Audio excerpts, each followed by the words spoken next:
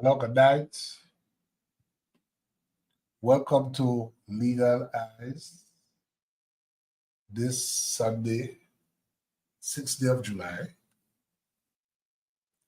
And tonight we have with us as guests members of the Independent Caucus for Constitutional Reform. And we'll be looking at the issue of changing the oath, which is now under contemplation in Grenada, and for which there have been quite a bit of public discussion. But before we start the program formally, before I invite my guests to introduce themselves and to make opening comments, I just want to recognize the sponsors of this program: Jail Professional Solutions, Inc., Gem FM, carrying this program on FM radio out of Canada, and also Grenada Technical and Allied Workers Union, GTAW. Attention all workers, your health and safety at work are critical. At Grenada Technical and Allied Workers Union, we are dedicated to ensuring you have a safe and secure work environment. If you encounter unsafe conditions or are involved in an accident, take immediate actions. Report it to the company, your shop steward, and make sure it reaches your union. Your health and safety is a priority, and a strong union means a strong voice for your rights. Don't wait. Address concerns right away and protect your well-being. For a safer workplace and a better quality of life, stand with the Grenada Technical and Allied Workers Union. Together, we can create a safer, healthier work environment for everyone. So welcome to you, Brother Dave Nedd. Welcome, Jada. Welcome, Jevonie. I don't think I ever met Jevonie before. And we expect Cassandra.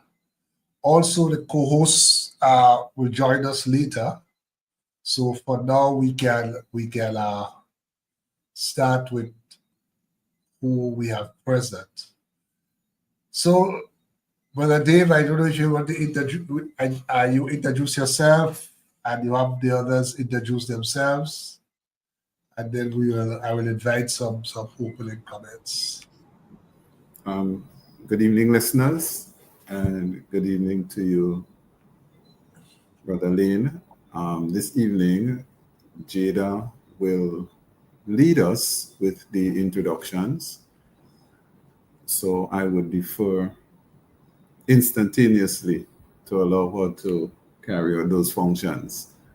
Just to say that we are happy as a caucus for the opportunities that you've allowed. So, Jada, the floor is yours. Good evening, everyone, listeners. Good evening to you as well. As you know, it's the Independent Caucus. Jada, I think, excuse please, I don't want to interrupt, but I think the original problem has returned. You're breaking up a lot.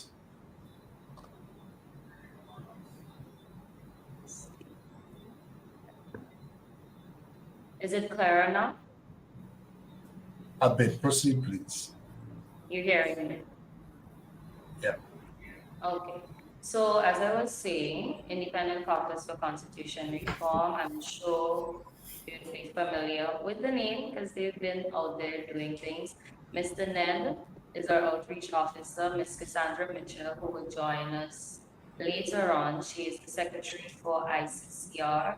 And Mr. Joseph Roberts, who's not with us, he is the chair of the Independent Caucus for Constitution Reform. Now, Jevonie and myself, we are, I'm saying it now, a part of the youth arm, or we make up just a few of the youth arm of the caucus, and I think we've been present for about 2 years or so, thereabout. We've been a part of matters. I don't think we've been out there like Mr. Nedd and Cassandra has, but we have been behind the scenes working to ensure that awareness or education is brought to the Constitution. I'll allow everybody else to give their own little introduction, but that is the Independent Caucus for Constitution Reform. We strive to bring awareness, educate the people first and foremost, because while reform may be the quote-unquote ultimate goal, first and foremost, before you opt to change anything, you must know it, you must be aware of what it says. And I genuinely believe that, and that is what the caucus stands for. So I'll hand back over to Mr. Nedd. I don't know if in the meantime, Jada, you could do anything because there's still a bit of a feedback. I don't know what's the issue. If we could just have it improved. Yes, Dave? Okay, so this evening, we're very pleased to welcome the youth to this program. They have been rearing for a while now to bring their voices to bear on the concerns that are being raised. And that is important simply because whilst you and I, Ewart, we probably have less years on earth than we have lived.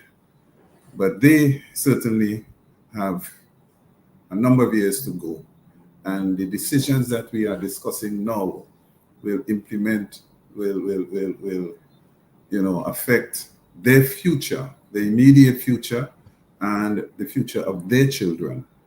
And it is something that as adults, we have to carefully consider when we make decisions, because we are only passing through, but we were allowed to use this little rock called Grenada and to use the resources. And we should husband it, we should take care of it, and we should pass it on to the next generation in at least as the condition that we met it with.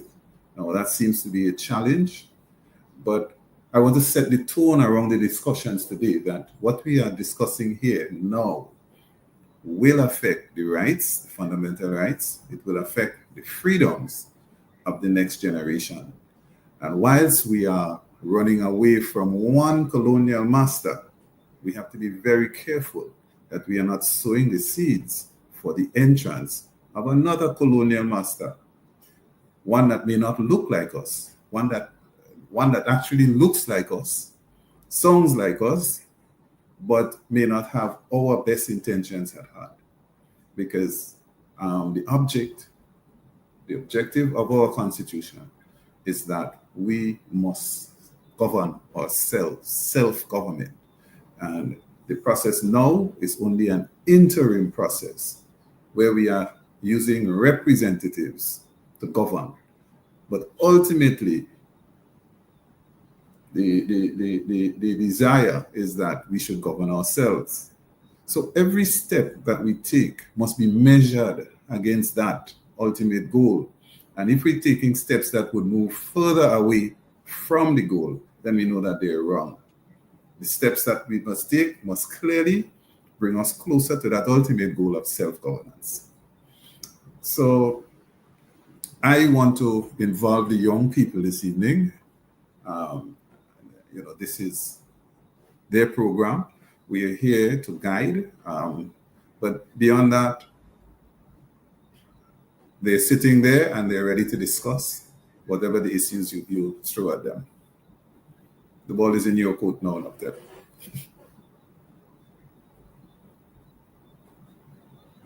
Jevonie?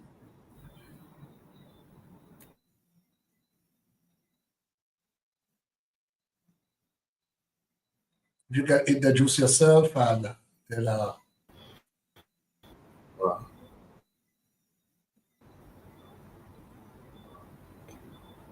You guys all hearing me correct? Yes, we're hearing you. Seems to be a bit of Yes, we're hearing you. Okay, great. Okay, fantastic. So, as I say, pleasant night to everyone.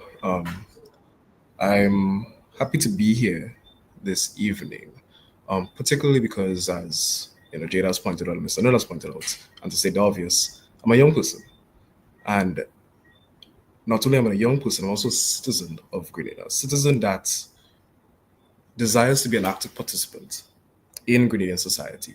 And it's within that, I think it's critical to have an understanding of what is going on in the country and to even more so engage in discussions and in debates around things that matter. Ultimately, Mr. Layne, it is people like myself, people like Jada, people like my youthful peers in the caucus that are going to have to treat with and deal with the consequences of whatever decisions are made by our more senior citizens. So I think it's critical that we be a part of the conversation, right? That's why people like, again, Jada and I are on Legalize here tonight, not just because we personally have an interest in these sorts of matters. I mean, Jada studied law in TAMCC, right? And I'm simply have an interest in everything civics and governance. But it's critical that we be a part of that conversation in crafting our Grenadian future, right? It's ever critical that young people have a say in how that future is designed and crafted. So that's it. That's my opening statement for tonight. And I'm looking forward to a live discussion.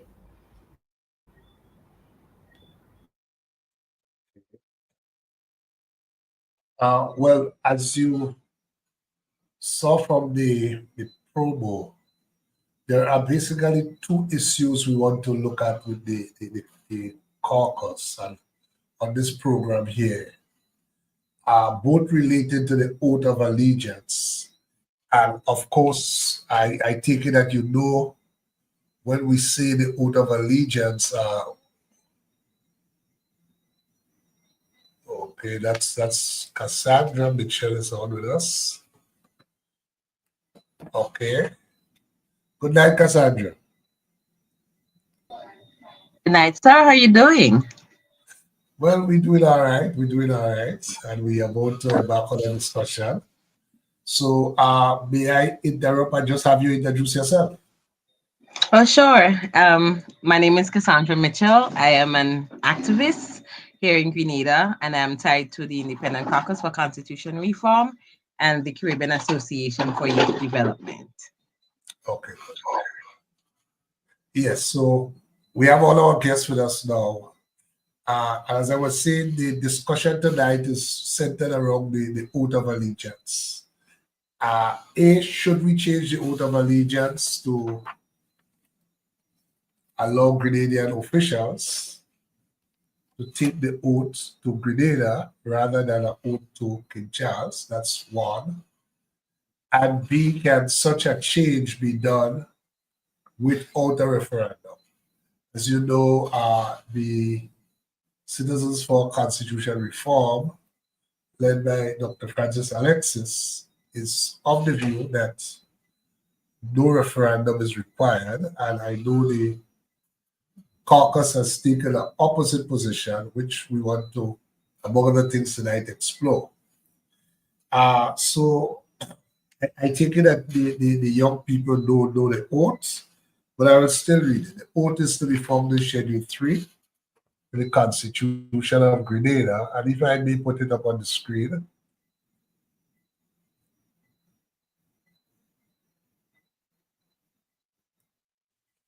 It's listed there as appendix. But in the original draft of the Constitution, it is referred to as schedule. And it says forms of oath. Section 111. I, Nedd, Cassandra Mitchell, do swear or solemnly affirm that I will faithfully bear true allegiance to, it says here, Her Majesty Queen Elizabeth II, that she was the monarch, she was the queen at the time of the Constitution came into being, but now it will read, I will faithfully bear true allegiance to His Majesty King Charles III, his heirs and successors according to law. So help me God. Or if you affirm, you just say, I do affirm. So that is the oath that Grenadian officials currently take, and by that, by Grenadian officials, we're speaking about the Governor General, the acting Governor General when there is one, the ministers, the parliamentarians, all the members of parliament, members of the Public Service Commission, members of the supervisor of election, the judges, new citizens. So that's the oath that they currently take. And the issue is whether that oath should be changed in this year 2025 into 52 years after independence, whether the oath should be changed from sworn allegiance to King Charles, the third is heirs and successors, or whether the oath should be changed to simply swear allegiance to Grenada. So one will say, for those who are into social science, that's a normative question. Should we do this or should we not do this? Should it be that or should it not be that? We know the oath as presently is what I read out there, but should it be changed? And I just want to invite any one of you to start the ball rolling on that. Then we'll go into the issue of the referendum, which I think maybe the larger part of the conversation tonight. So Bentley, can you just bring me back to the full screen? Yes. So any one of you decide. Jada, you're muted.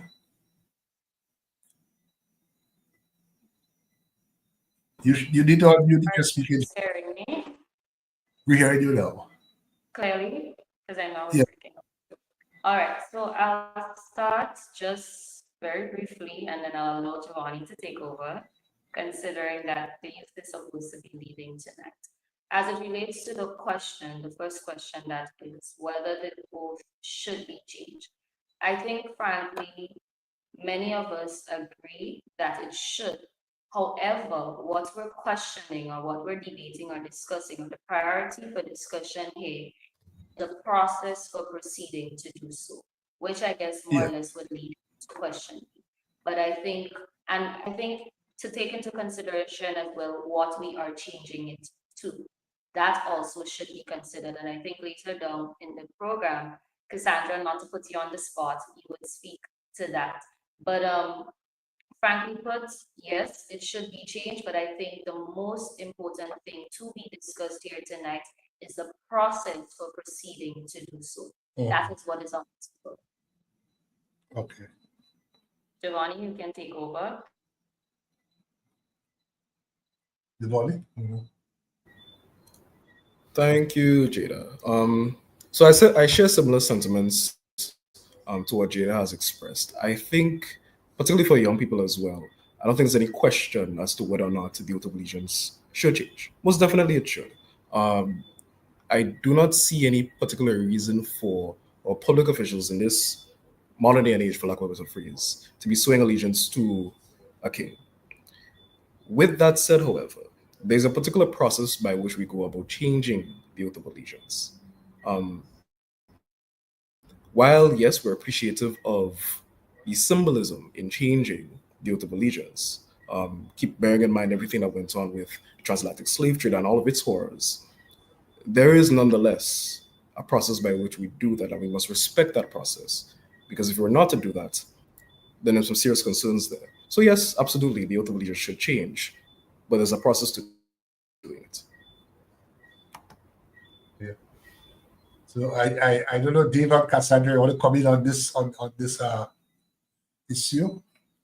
Because we have heard the young people on that. I think the consensus is there. That it should be changed. The process of self-governance requires that we govern ourselves. And the oath is just something that should be removed. As mentioned or concerned here is with the process, because throughout our history, and we've had a very turbulent history. It is the process that protects us. The procedures is what protects the people. Okay. Whilst you have men are in office, they are limited by what the process is. And if we ad hocly disregard what the process, what's the established process, then it's difficult to stop that train once the horse has left the stable. It is difficult to stop. You know, the next issue. What is the next issue that we are going to go around the process for, and what will be the consequences? Today is the change of oath, and we are seeing that there's seemingly a simple thing to do, but without conversations, without debates, without interactions with people, suggestions, and allowing frank discussions, we are not going to realize what the actual implications are. Because the oath it sets up the basis for the Grenada Constitution. It is one of the two pillars that our Constitution stands on. And if you're just removing one of those pillars, then you have to make sure that either something else is going to hold up the Constitution, or that you're going to strengthen the one pillar that's left so that it can maintain the weight of the Constitution. And outside of that, so I want us to return to that issue about the pillars in a while, right? Okay. And I will ask you about it. But so your position is that I just want to be clear on it, as a normative matter, as a value, as something we should aspire to, as something that should be, the oath should be changed. But your concern is how you go about doing it. Yeah.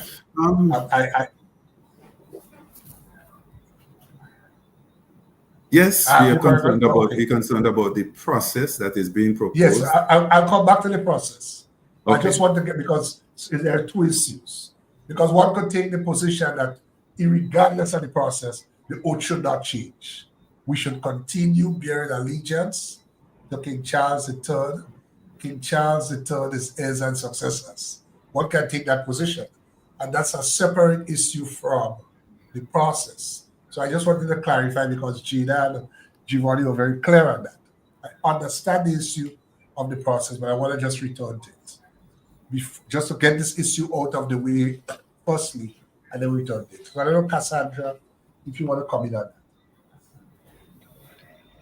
Thank you for the opportunity. I want to even delve deeper in terms of our concerns around the process.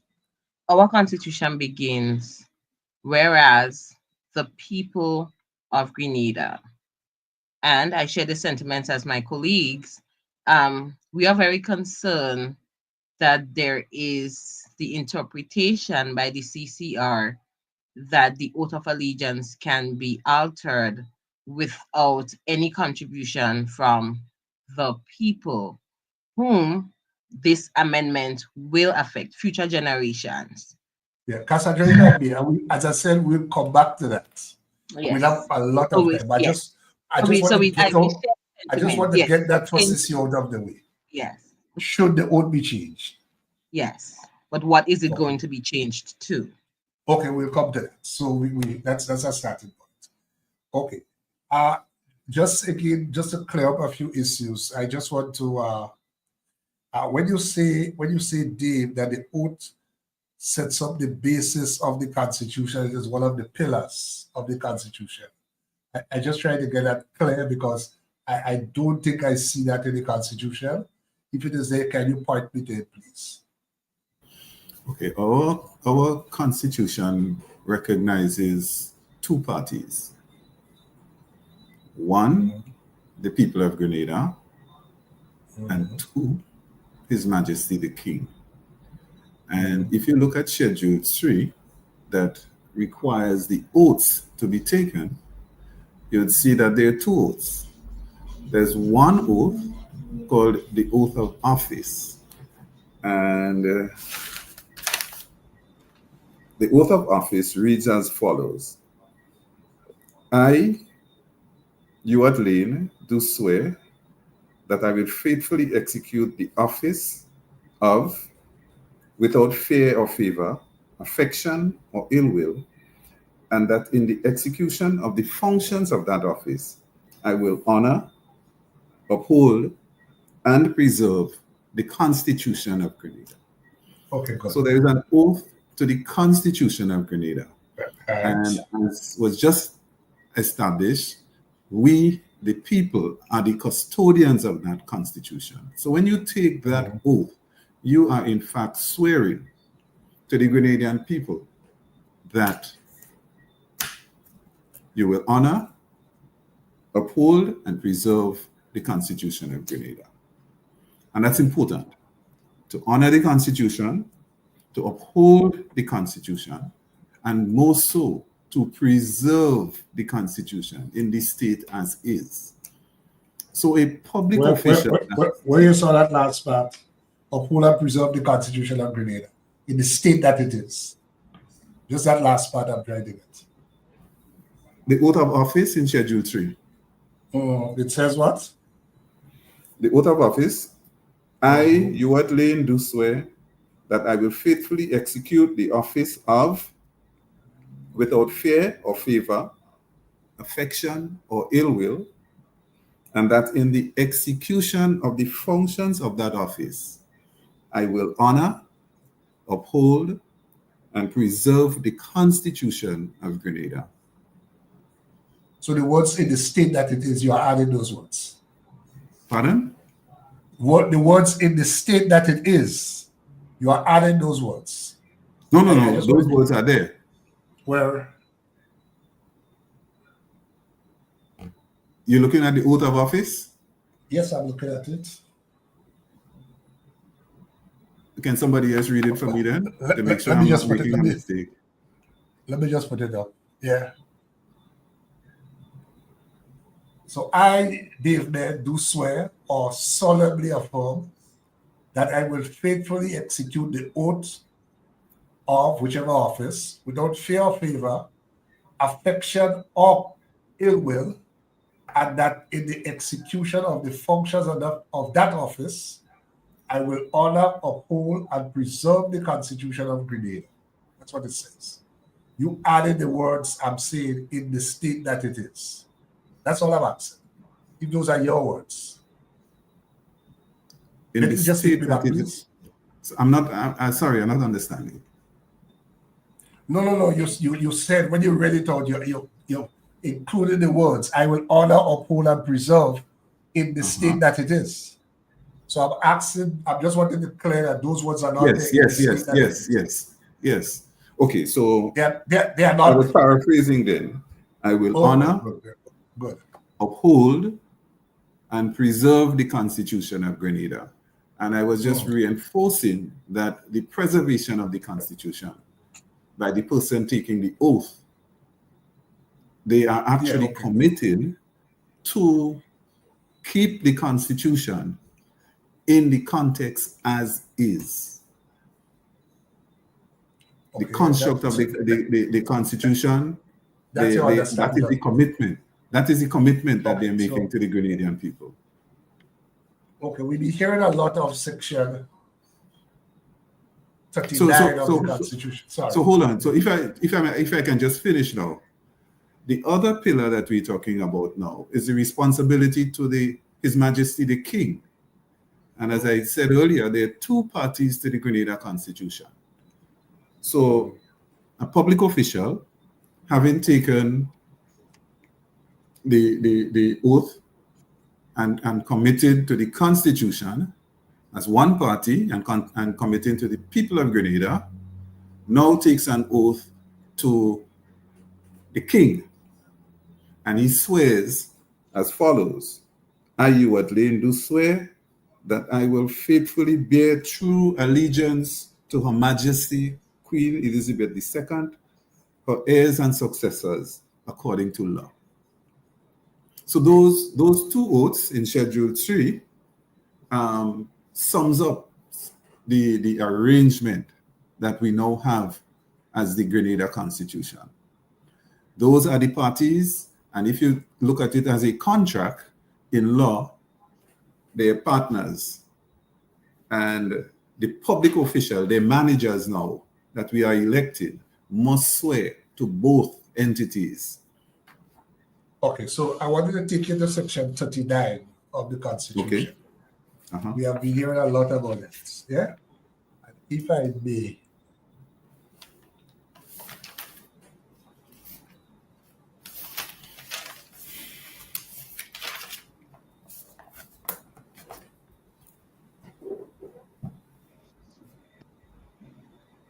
Mr. Layne, while you're looking, yes, sorry. and you can interject and correct me if I'm wrong in my interpretation or definition of the word preserve.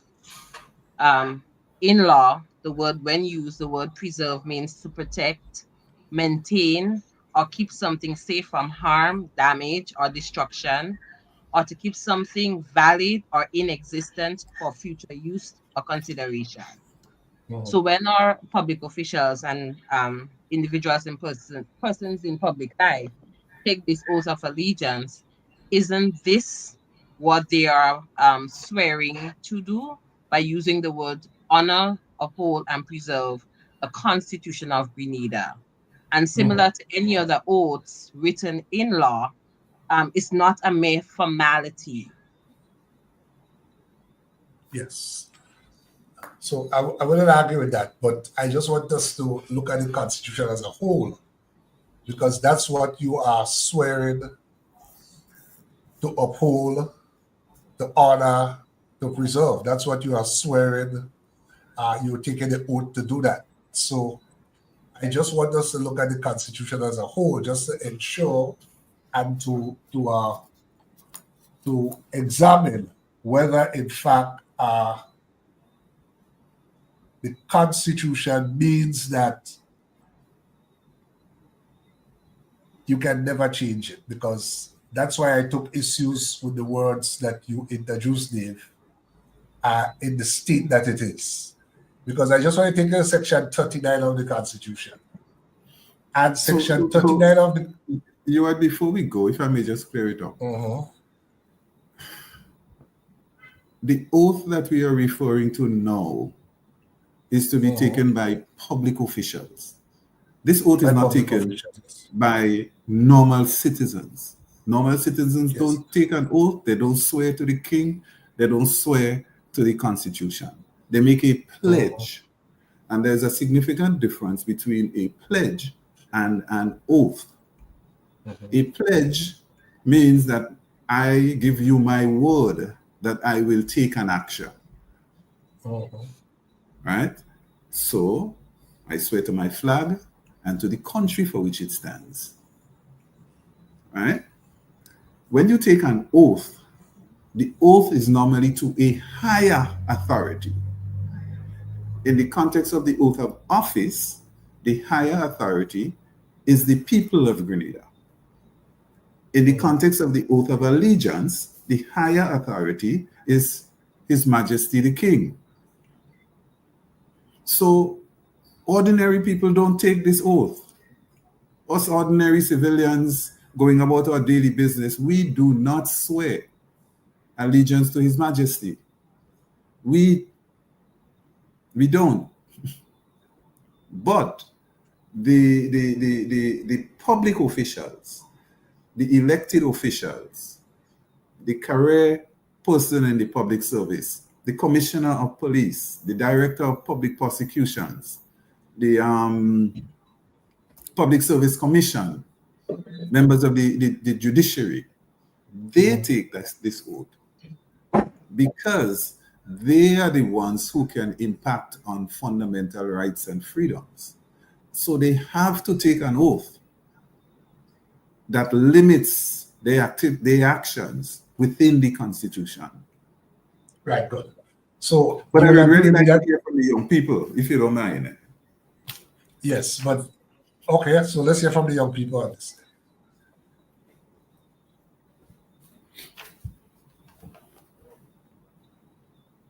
Because we already got past if should that. I mean, I think If I may, I think it's necessary that we take a step back and understand what exactly it is that we're talking about here. I mean, the idea of constitutionalism. So before we jump into speaking about the oath of office and the oath of allegiance, we need to understand why it is that an oath of office is there, why it is the oath of allegiance is there. That comes down to why the Constitution is there. When we're speaking about that, we're speaking about the idea of constitutionalism. And to speak about that, there are certain key pillars there. The first thing, there are several key pillars, but the first thing, sovereignty. We need to understand that the people of Grenada are sovereign. We have an essence of sovereignty, right? What that means is that the power within the people is unlimited. A step above that is understanding what the role of government is. So the people of Grenada have unlimited power within them. That sovereignty is exercised through the government. The government is the means by which that sovereignty is exercised.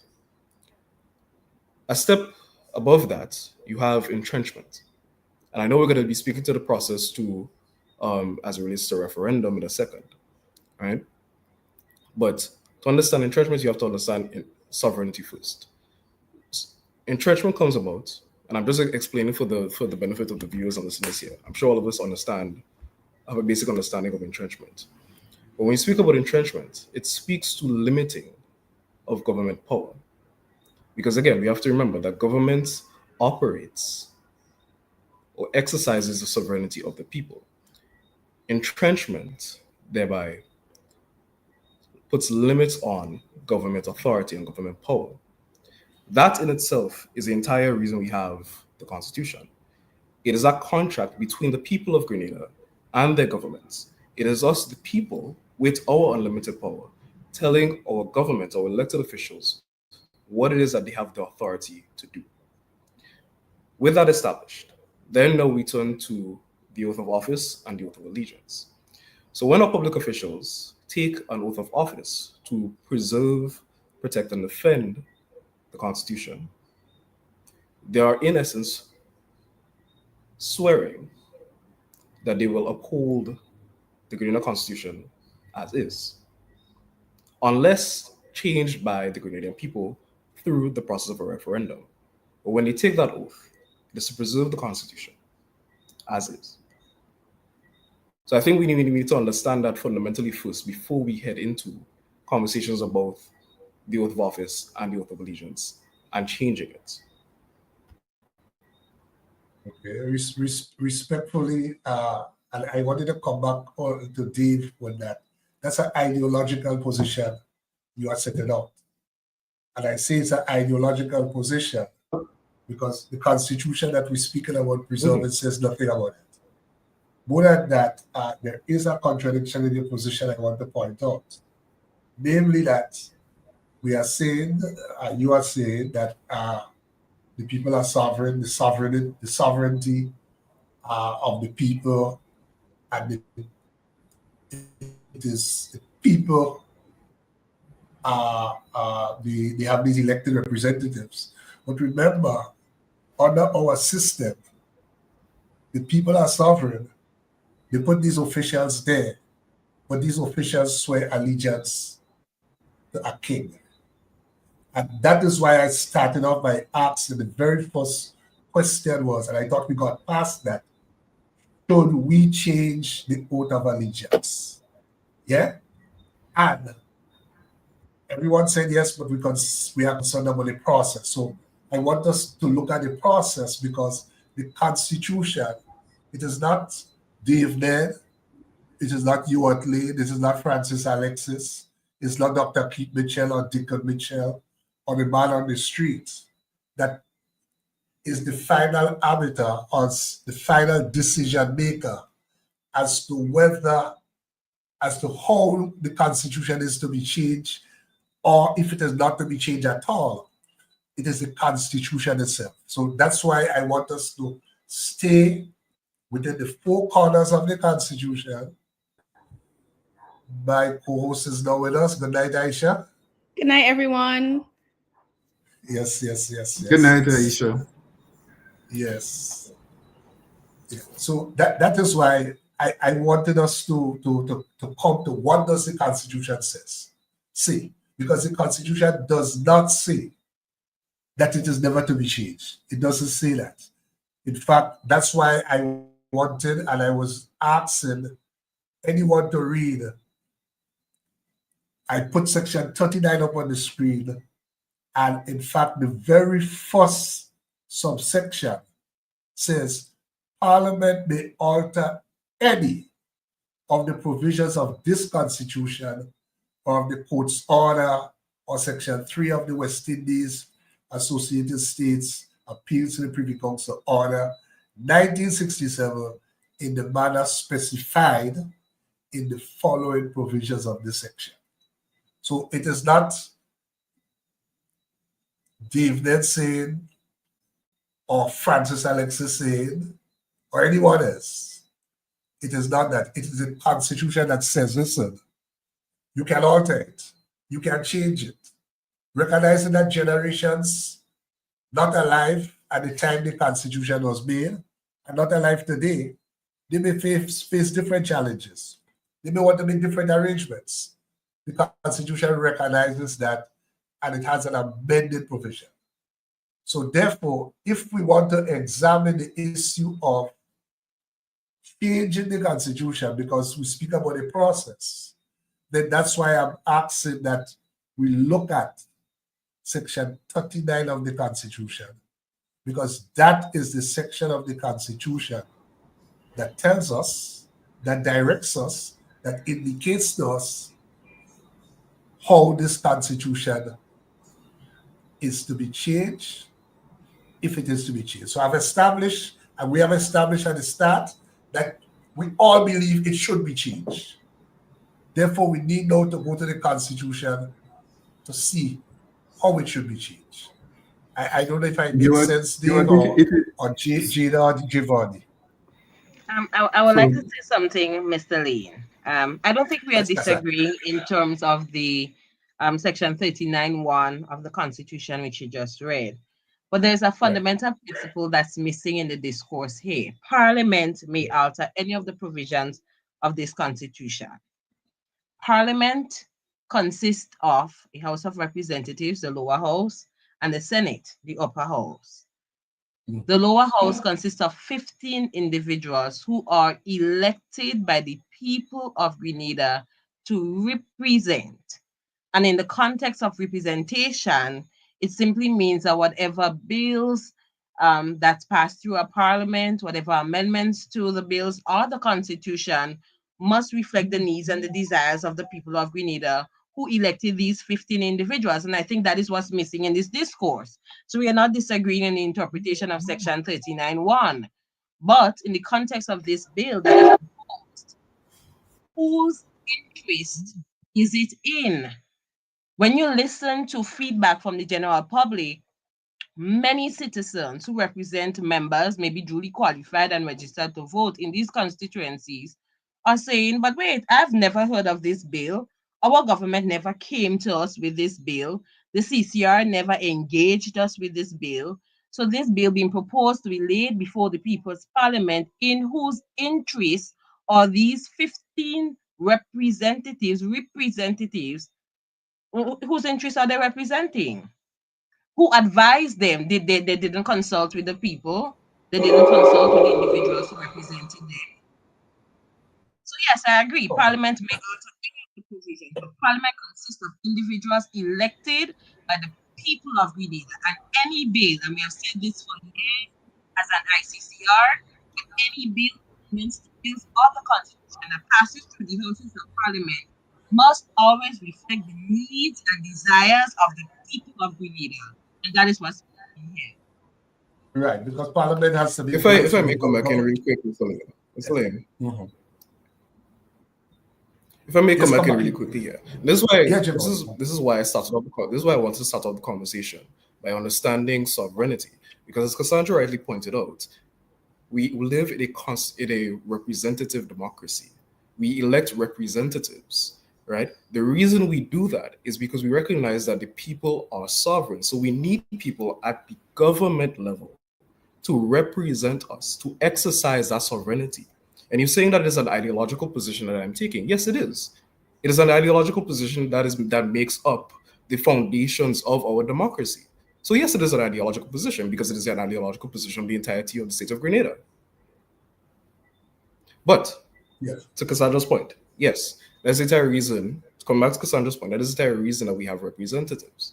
So when our government is proposing a change to the constitution, they must first engage the people to find out what it is that they want to see. I'll leave that there. Okay, so in terms of, I just want to get this clear. Is it being said? I know we have not really reached there yet, but is it being said that, listen, the parliament, the oath of allegiance cannot be changed without a referendum? Or is it being said, yes, you can change it without a referendum, but in terms of good governance and in terms of democracy, you should really engage the people in debate and discussion before you exercise that power? What is being said? That's not what I'm saying. In the context of the interpretation of the Section 39, we propose amendment to the Oath of Allegiance. We do not agree on the interpretation. First and foremost, we agree that certain non-entrenched provisions where the Constitution prescribes Parliament to amend can be done. But the interpretation with the proposal, we do not share the sentiments of the CCR. What we do agree the Constitution prescribes Parliament to take certain actions in regards to the Constitution. But when the Constitution prescribes that, it says so expressly. Dr. Alexis loves that word, expressly. Okay, so which ones it prescribes that the Parliament cannot change? Those in Schedule 1. You were, if I may, exactly. So I want to come to that. Yeah, sorry. If I may, before we get into the technicalities, I think that it is absolutely necessary for us to clarify what you term to be an ideological position. I think that we have to address that. And you saying that we claim to be sovereign whilst we are swearing allegiance to a king. And that is seemingly your rationale for saying that we are not sovereign. Okay. We are not what? We're not sovereign. Okay. But here is what is happening. When we take an oath, when our public officials swear allegiance to the king, the functions of the king, the privileges of the king are all subject to the Constitution of Grenada. So the king has no privilege outside of what is documented in the Grenada Constitution, what is limited in the Constitution. And the king's functions is determined solely by the people. Okay, I don't agree with the other, but I don't agree with the other, but I don't want us to be distracted or diverted from the. But that is the foundation. That is the foundation for the relationship. The issue in the public and the issue that you have raised, and I know the ICCR has raised, and I just want us to examine that, because I listened to you on a program on Good Morning Grenada, and I listened to you this morning. I've seen literature from the ICCR, and I let me say that I applaud the ICCR for its efforts to keep the issue of the Constitution, its contents, and so on the front burner.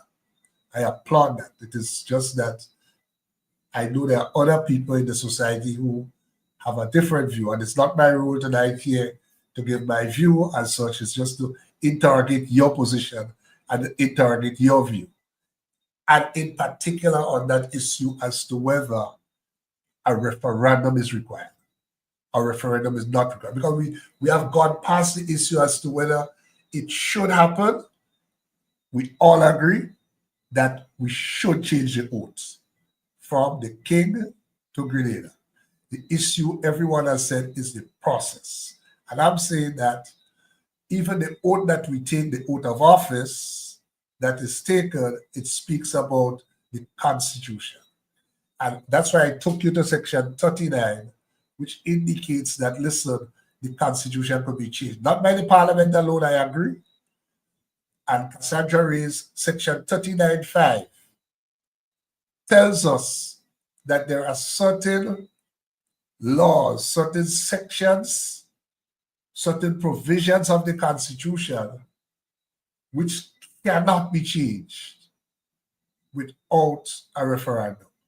Section 39.5, which takes us to Schedule 1, which Cassandra pointed us to, says that there are sections of the Constitution. If you want to change those sections of the Constitution, you have to go to a referendum. And let me just, in terms of assisting the discussion, let me just point out what the Privy Council said in one of the early cases, very early cases. While you do that, Mr. Layne, if I may interject here, you made mention to 39.5 and what is outlined in Schedule 1, Part 1. But you made us use the word sections, but it's provisions. And that is a clear distinction. So I want you to be mindful of that. Sorry to interrupt, but I just needed to. That's all. I deliberately used it interchangeably, but we'll discuss that later. I deliberately did so. But we'll discuss that later. Right? We'll discuss that in the program. But I just want to take it in the case of, and that was one of the first constitutional cases, constitutional law cases that went to the Privy Council.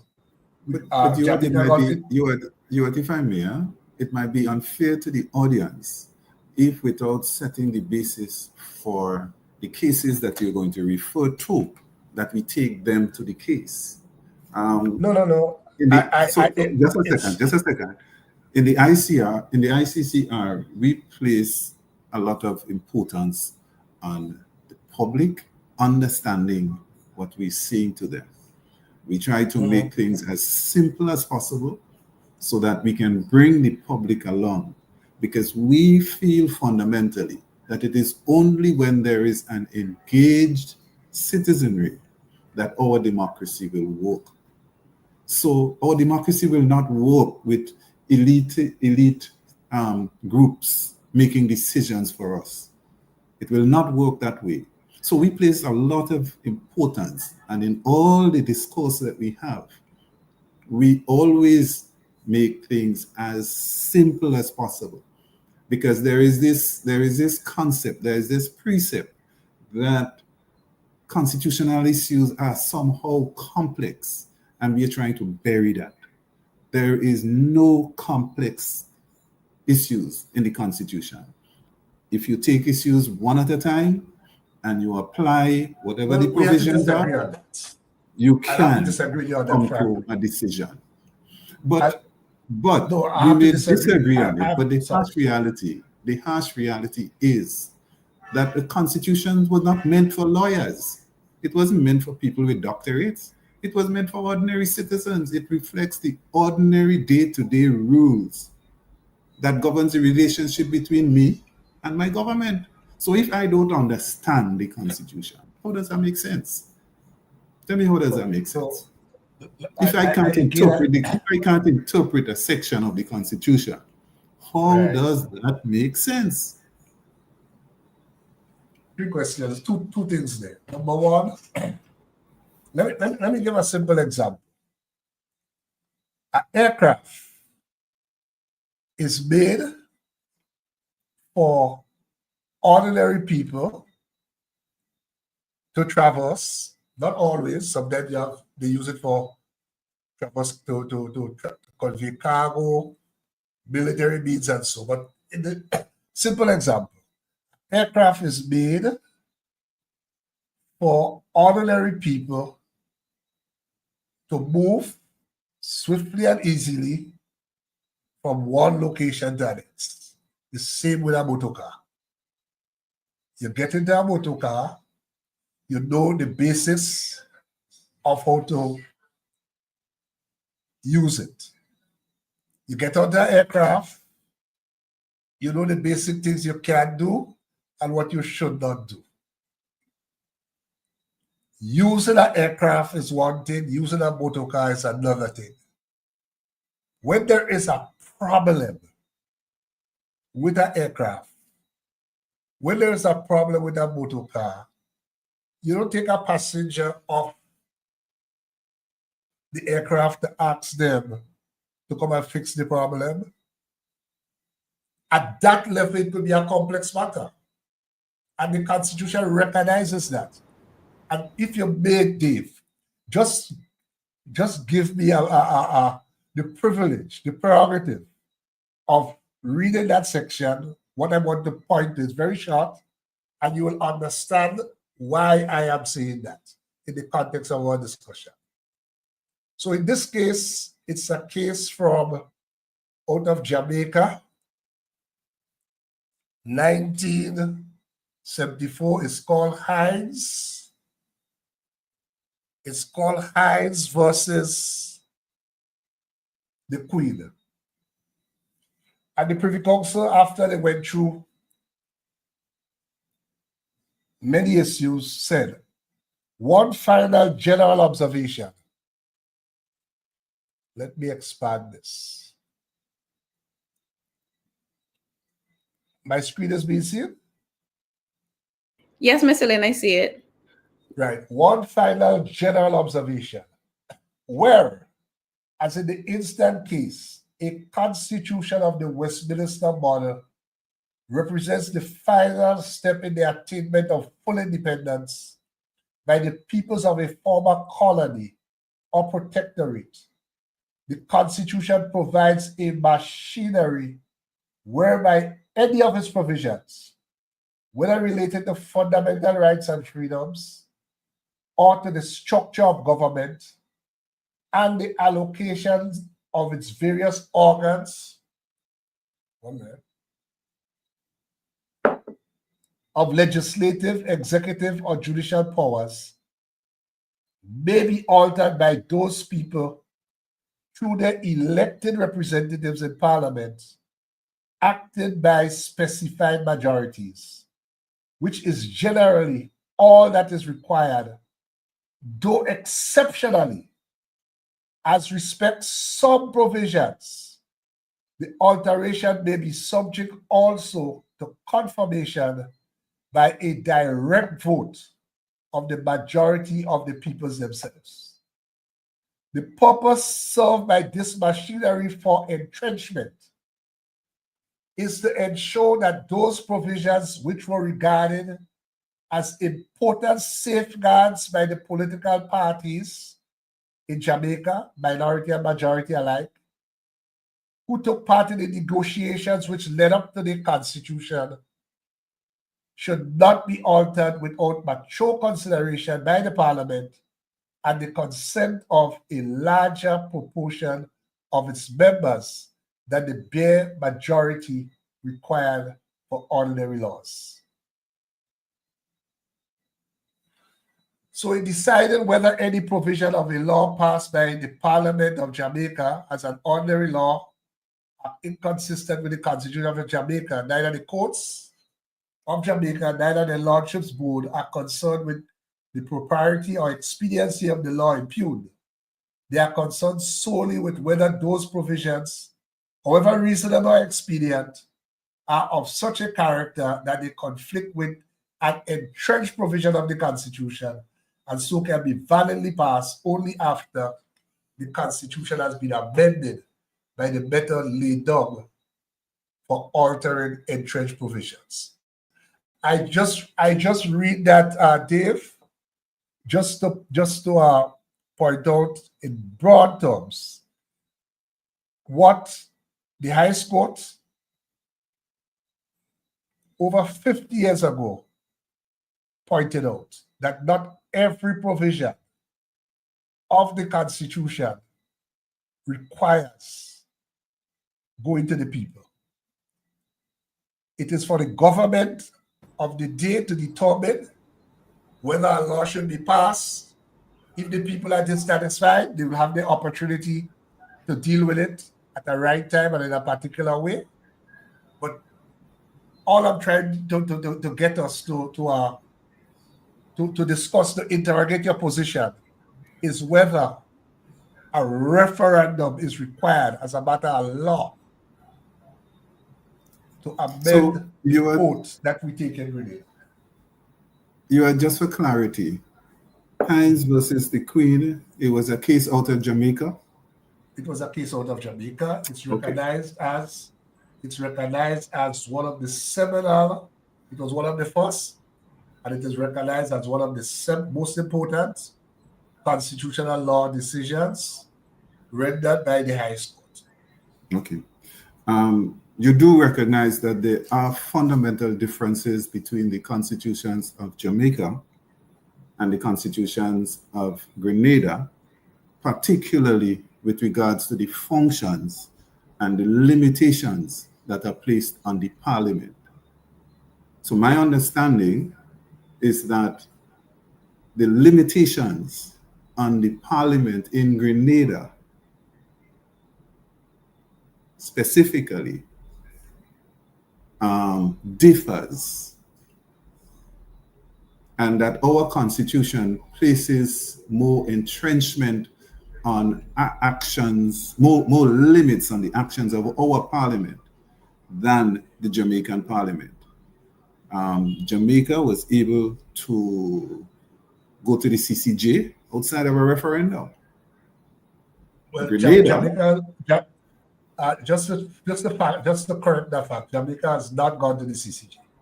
They have a whole discussion now on the issue of going to the CCJ. I'm sorry. Yeah. I'm sorry.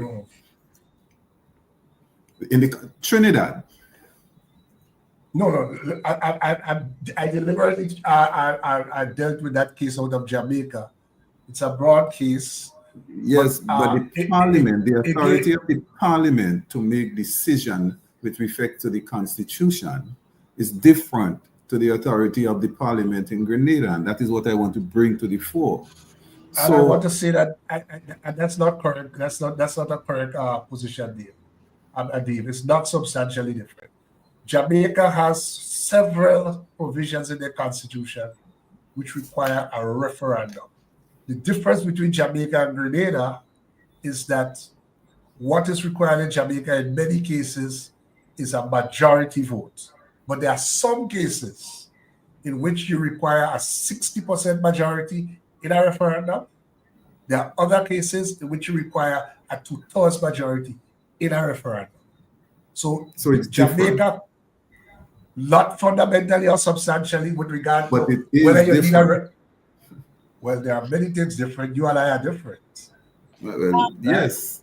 But we can still say we are both of if we now want to apply a case that was tried in the Privy Council with the Jamaican Constitution as the basis, and we want to apply it in context to what is happening now in Grenada, and we agree that the Constitution, the provisions for our parliament are different. No substantial difference with regard to the point that we are discussing today. There's none. Okay. So, and hence the hesitancy for us to engage in cases like this. We know that there are inherent differences. There was another case law brought before us this morning. I had a discussion with Dr. Alexis with regards to sections 104 and the Mitchell versus the DPP in Grenada. And when you got down to the facts, he was claiming that 104, because it was not, the Privy Council rejected that sections 104 applied in the case. And that sections 104, when you look at the schedule, section 104 was exempt. It says clearly, expressly, that there was an exception. 104 was the exception, but the case law was brought before us. And when you examine the intricacies, you now find that what our constitution says is different. So I hear you about Hines, but instinctively, I would say to you that my understanding is that the Constitution of Jamaica differs to the Constitution of Grenada, and it differs in its application. So for us, we would want to defer a discussion on Hines versus. Okay, good. Yes. Fair Until enough. So let's go. And we're willing to discuss it, but it was brought to us this morning or this evening. Right. And there's been no time to relate to it, so we can't contribute properly. So let's confine ourselves to the Grenada Constitution and the Grenada case. Okay. Cassandra, you are pointing out that section 39.5 is the section that tells us which sections of the Constitution require a referendum to be changed. And that is correct, right? And if I may put up section 39.5, what it basically says, a bill to alter this section, Appendix 1, to this Constitution or any of the provisions of this Constitution specified in Part 1 of that schedule, or any of the provisions of the court's order specified in Part 2 of that schedule, or Section 3 of the West Indies Associated States, appeals to the Privy Council Order 1967, shall not be submitted to the Governor General for his or her assent unless, and then it goes on to say there must be a 90-day interval between introduction of the bill and the second reading, and it finally says there must be a referendum. Yeah? So that section, Dave and Cassandra and Jada and Jevonie, tells us which laws, which provisions, which sections of the Constitution require a referendum if any of such section is to be altered. Appendix 1, I have it up on the screen, right? Provisions of the Constitution referred to in section 39.5. Part 1, and Part 1 runs to section 18. Then it says section 19, 21, and 57. It says section 23, 24, and it gives those sections. It says section 71 and Part 5. It says Part 6, except section 90 and 91. It says Part 8, except section 104. It says section 111 in its application to any of the provisions mentioned in the foregoing items of this appendix or Appendix 2. The oath of allegiance is in Appendix 3. Just for clarification, the appendix is referring to is Schedule 1 and Schedule 3. Yes. Appendix really what if you look at the Constitution is Schedule 1.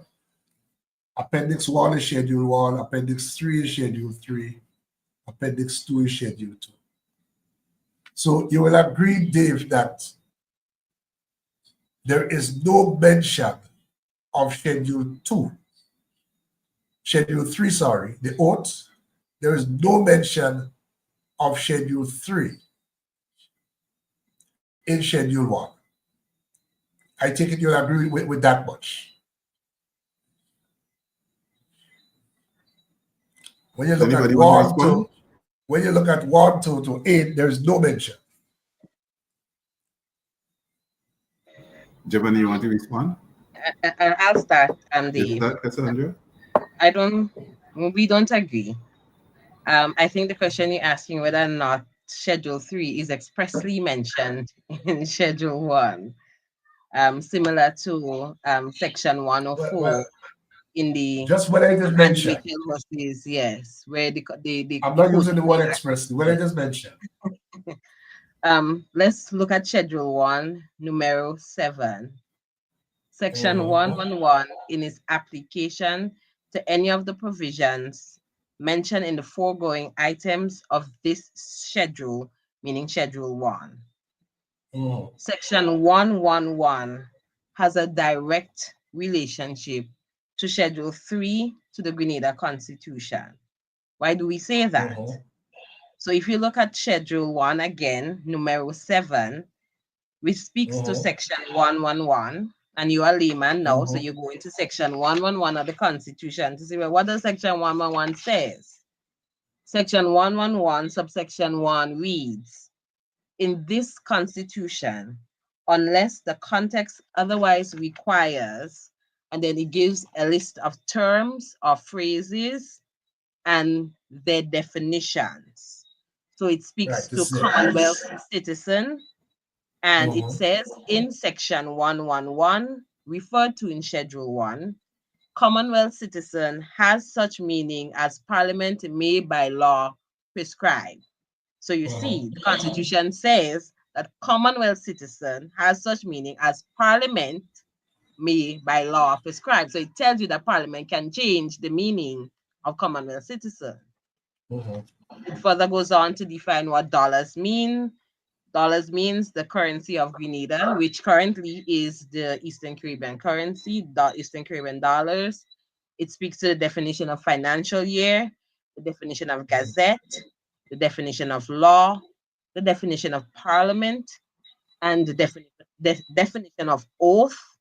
And then it goes on to speak to or define the oath of Oath of allegiance. allegiance, Mhm. which means the oath of allegiance set out in Schedule 3 to this Constitution.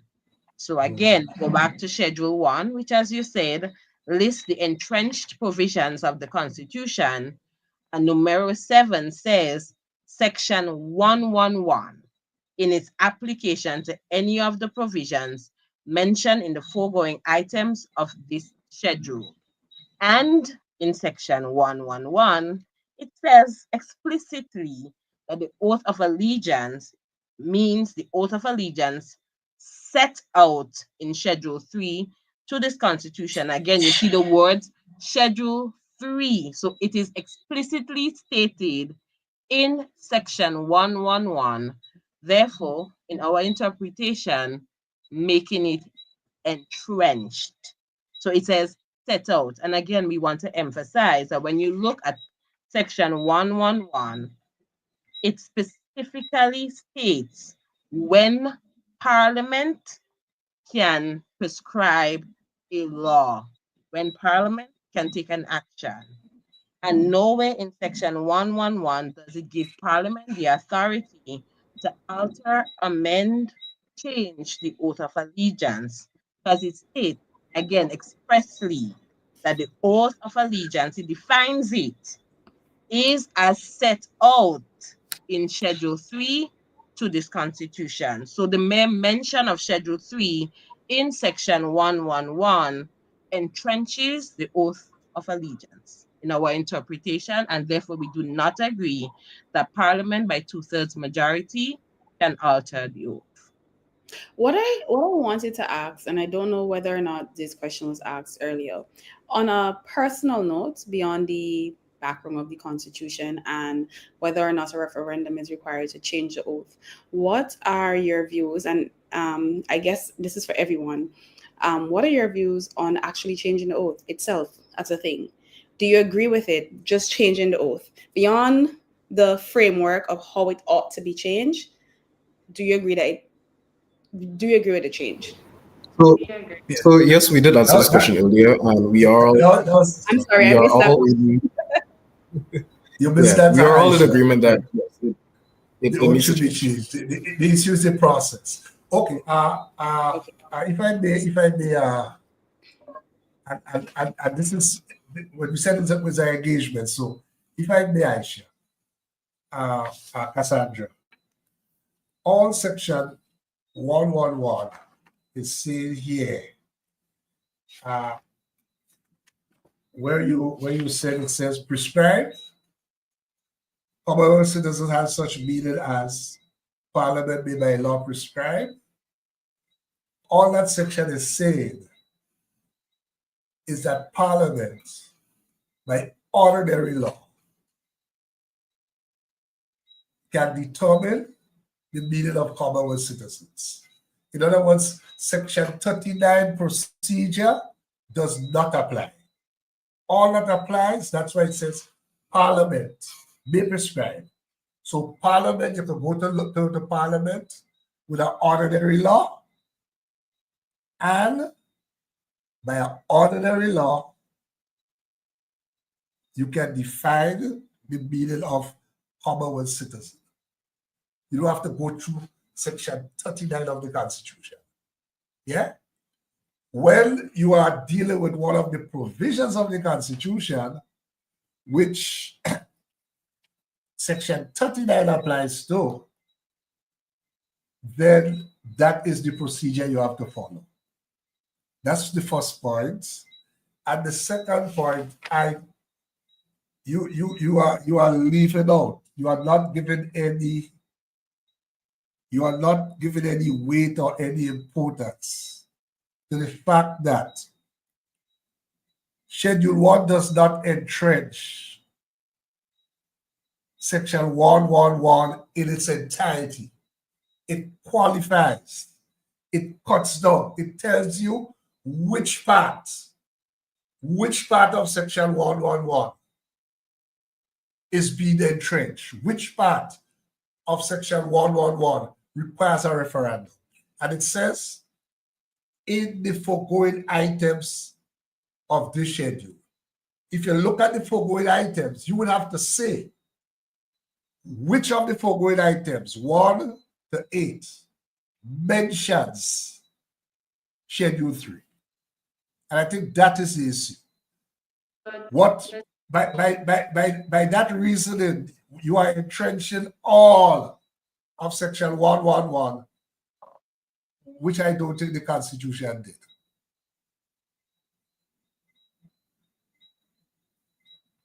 Jevonie, you want to go? And somebody's asking a question. Yeah, which I will take. I just want to we can come back to it.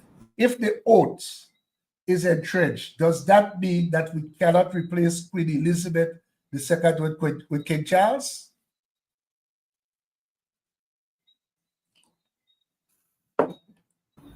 The oath of allegiance speaks to, in Schedule 3, it speaks to Queen Elizabeth II, her heirs, and successors. Mm-hmm. So King Charles would be her heir,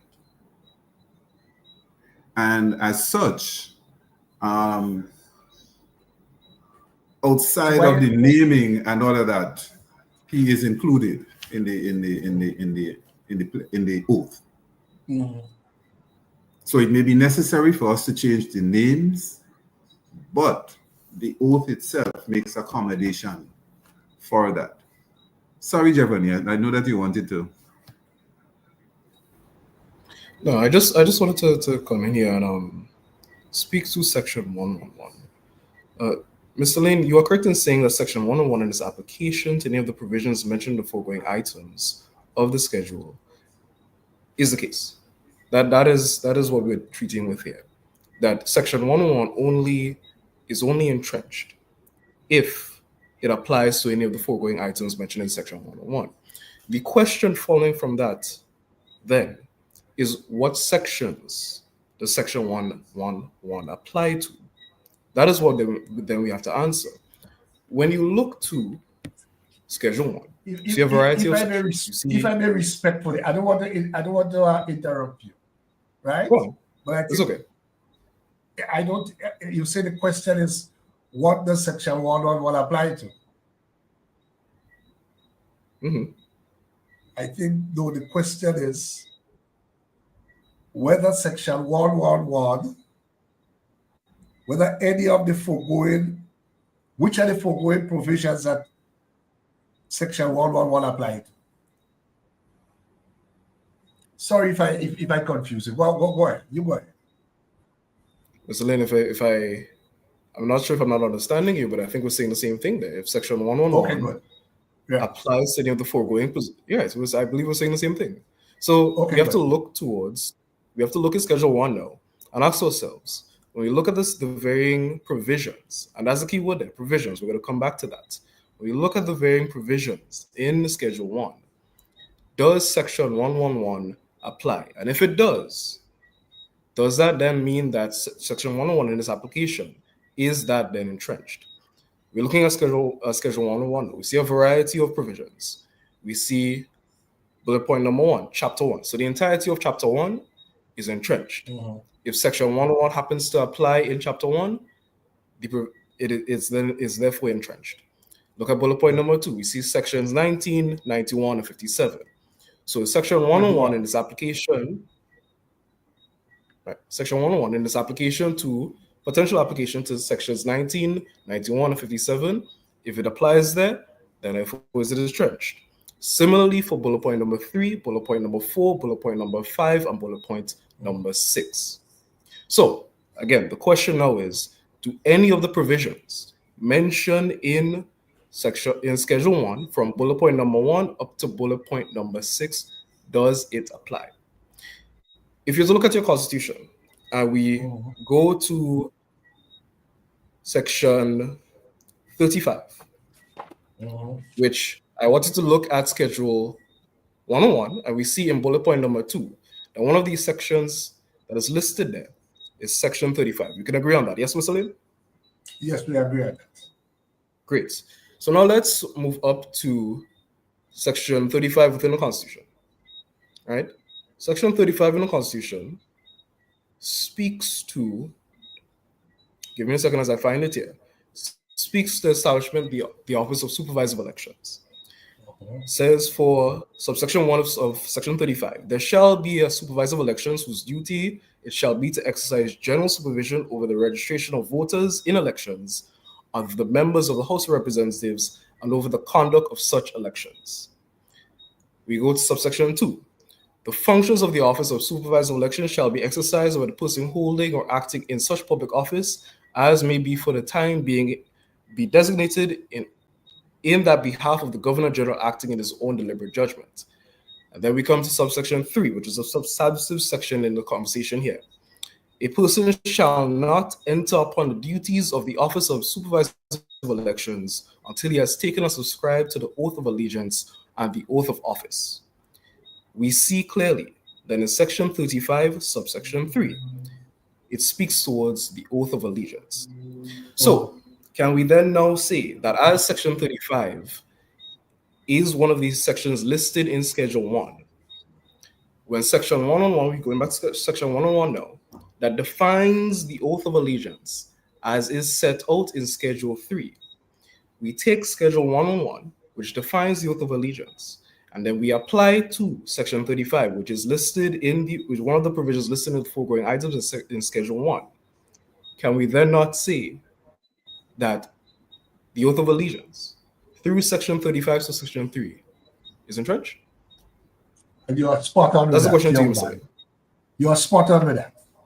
And likewise, I can tell you also Section 19 and Section 83.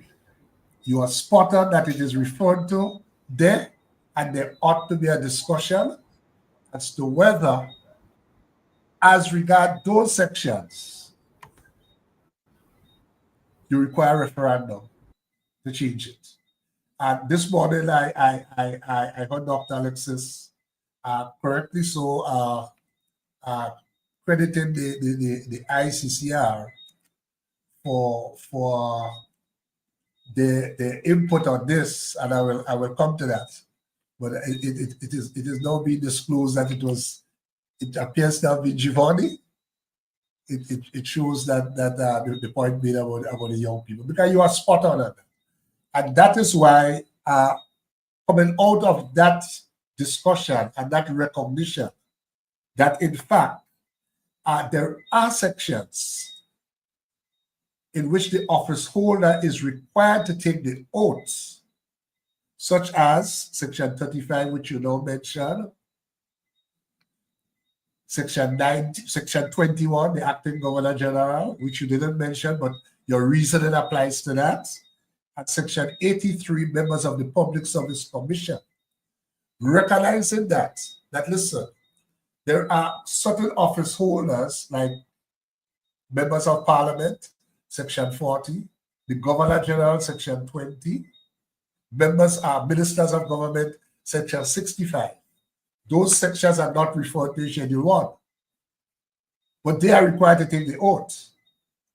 Neither is Schedule 3, the oath prescribed in the section that says, what is the oath? That section is not referred to in Schedule 1. So, But, Mr. Layne, sorry to cut. Sorry to cut. You go ahead. But on that point, when you're saying that Schedule 3 is not mentioned in Schedule 1, and the reasoning that you're saying here is that because it is not mentioned as one of the provisions in Schedule 1, then Schedule 3 is not entrenched. Do I have your position? Do I understand your position correct? And that is correct. Not deeply entrenched. Okay. Does not require a referendum to alter it. The issue with that, Mr. Layne, is that you cannot simply look to whether or not Schedule 3, the word Schedule 3, is mentioned in Schedule 1. Because as we have just gone through, Section 111 defines what the oath of allegiance is. And it is through that definition that we arrive at Schedule 3. So we have to go back now and look at where does Section 111 apply to the foregoing provisions. So when we look at those foregoing provisions and we see that several of those provisions reference or state the oath of allegiance, when we see oath of allegiance, we have to think that it means Schedule 3. And what is in that's Schedule arguable. I understand that. And what I'm saying is that the CCR headed by Dr. Francis Alexis, and Dr. Francis Alexis stated that on a program this morning, that coming out of this discussion, it was recognized that there is wisdom in separating out the bills. And there are now 2 bills which are under consideration for changing the oath. So there is a bill which deals with the taking of the oath by the Governor General, Section 20. If you look at the foregoing provisions, 1 to 7, you will not see Section 20 there. In fact, you see Section 19 and then it goes to 21. The provision that requires the Governor General to take the oath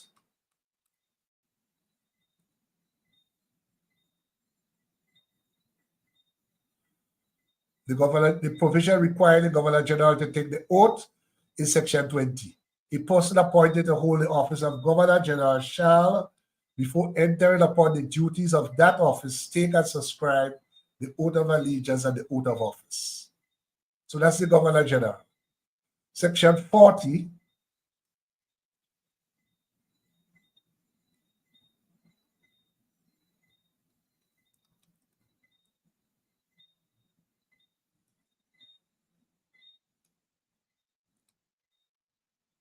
Section 40 says, owned by members of Parliament. Every member of a House of Parliament shall, before taking his or her seat in the House, take and subscribe before the House the oath of allegiance. But a member may, before taking that oath, take part in the election. But Section 40 again, if we go back down to the schedule, if we go back down to Schedule 1,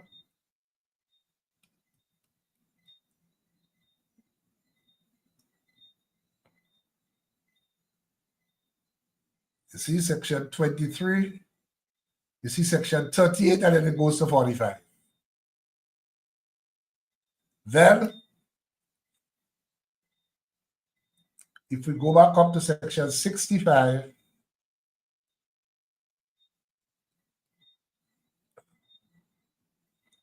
a minister or a parliamentary secretary shall not enter upon the duties of his or her office unless he or she has taken and subscribed the oath of allegiance and the oath of office. So, Jevonie, what is being said there, Jevonie, is that those sections 20, 40, and 65 requiring the oath to be taken, they are not deeply entrenched and do not require a referendum to alter them. And it is the same with Schedule 2, with Schedule 3, sorry, which sets out the oaths. So the proposal now on the table, and Dr. Alexis spoke to that this morning on another program, is to have one bill dealing with the change of the oath for the Governor General, all parliamentarians, and all ministers of government. In other words, the higher officials of the office, there will be one bill dealing with them.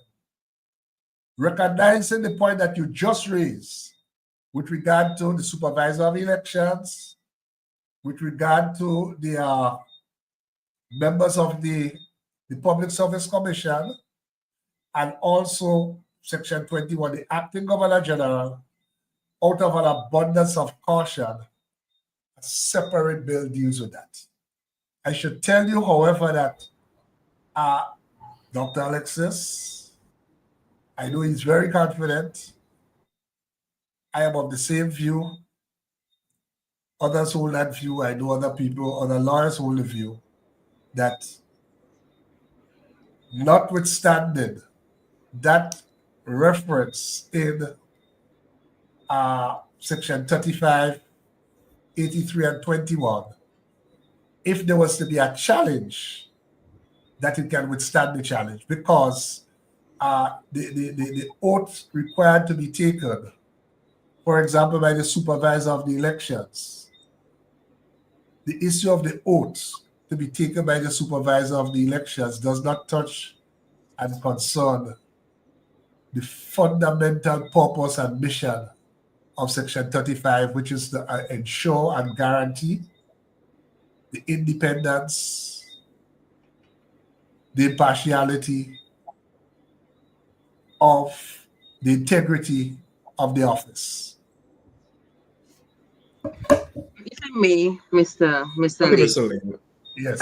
Oh, sorry, Cassandra. If we can go to Section 19, which we all agree Yes. is entrenched, and that section establishes the office of the Governor General, and Yes, it reads that does. there shall be a Governor General of Grenada who shall be appointed by Her Majesty and shall hold office during Her Majesty's pleasure, and who shall be Her Majesty's representative in Grenada. And we agree that that section is entrenched.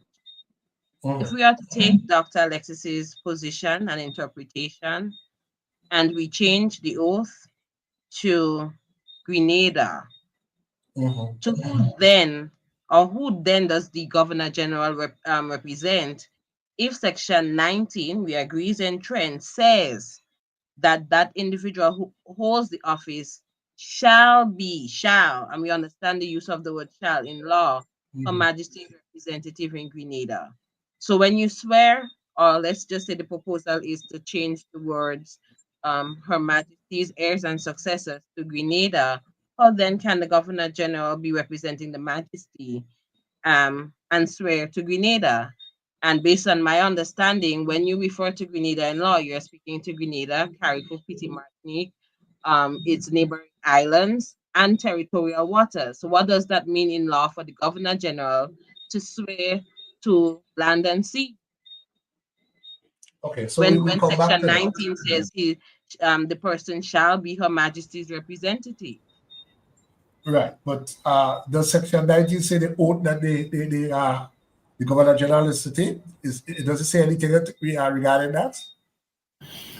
And here is where I think that we are not reading what is in front of us correctly.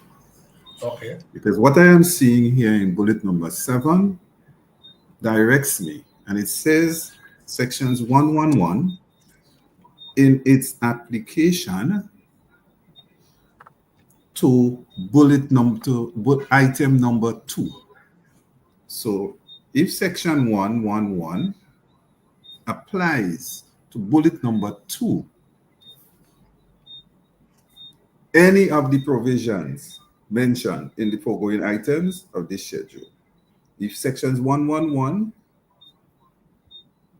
applies to bullet number 2, the provisions for sections 19 is what we are directing. We are not going to section 19, because what section 19 does, section 19 establishes the office of the Governor General. In order for the Governor General to take office and to function in the office, the oath must be taken. There is no office of the Governor General unless there's no function of the office of the Governor General if she does not take the oath. So the provisions for the establishment of the office includes the taking of the oath, which is directed in sections 21. Sections 20, sorry.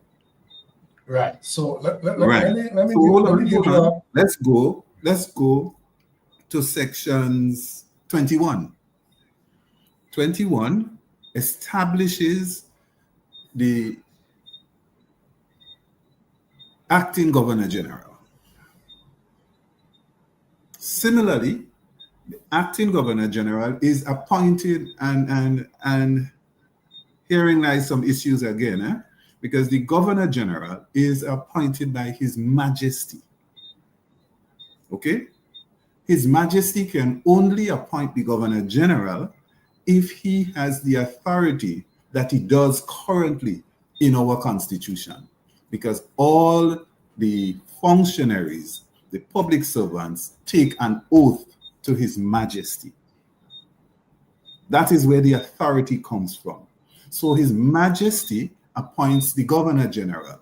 His Majesty appoints the Assistant Governor General. And these two functionaries can now make appointments on his behalf, but he must first appoint them. So if His Majesty, so hold a second. If His Majesty is removed from the equation, then all of what we're talking here comes tumbling down. Well, His Majesty is not removed from the equation at all on the proposals. If you don't swear, if you don't take allegiance to His Majesty, where is the authority? Let me give you, if you may, Dave. Okay, but it is interesting that section 20, which requires His Majesty, is the Governor General to take the oath. Those who, not me, not Alexis, none of us here. Those who Constitution left out section 20 as one of the sections requiring a referendum amendment. It's not left out. Dave, there is a provision wherever. Excuse me, please. If I may, just listen to me, please. There is a difference between the provision to establish the office of the Governor General and the provision requiring the Governor General to take an oath. Let me give you an analogy. No. The provision we are talking about, the application of section 111, is to the provision in item number 2. Sections 19 clearly speaks to the establishment of an office. What are the provisions for the establishment of the office. The provision can be one section, it can be a series of sections, as in other entities, other sections, other chapters in the Constitution. Let's go to section 57. Let's go to section 57. Right. But I want to come back to section 19. I want to come back to 19. No, we can take it. I'm only going to section 57 to show you that there are other provisions. So for the section 57 speaks to the exercise of executive authority. In the exercise of executive authority, there are several provisions. There's a provision. Let me see if I can give you an analogy over there.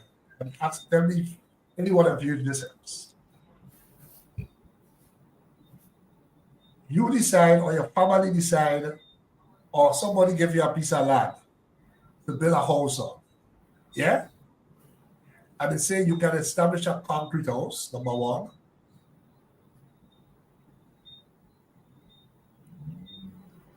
And you can always decide to change that.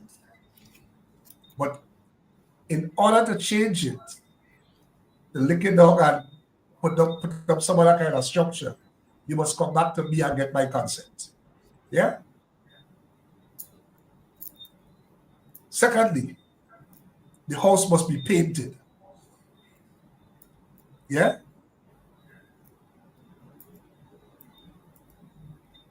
You could paint it in whatever color. You could paint it in yellow, green, blue, red. Yeah? It must be painted, but it is a matter for you what color you paint it in. That's for you to decide.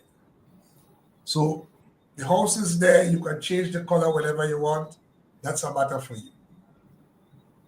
All I'm trying to get at, the decision on building the house and how and what must be the nature of the house, that's a separate issue from what color the house must be painted in. You cannot, without coming to me, decide to change the nature and structure of the house. But it is a matter for you if you want to keep it painted green, yellow, blue, or red. The analogy. The establishment of the house and the nature of the house is the establishment of the office of the Governor General. The taking of the oath, the nature of the oath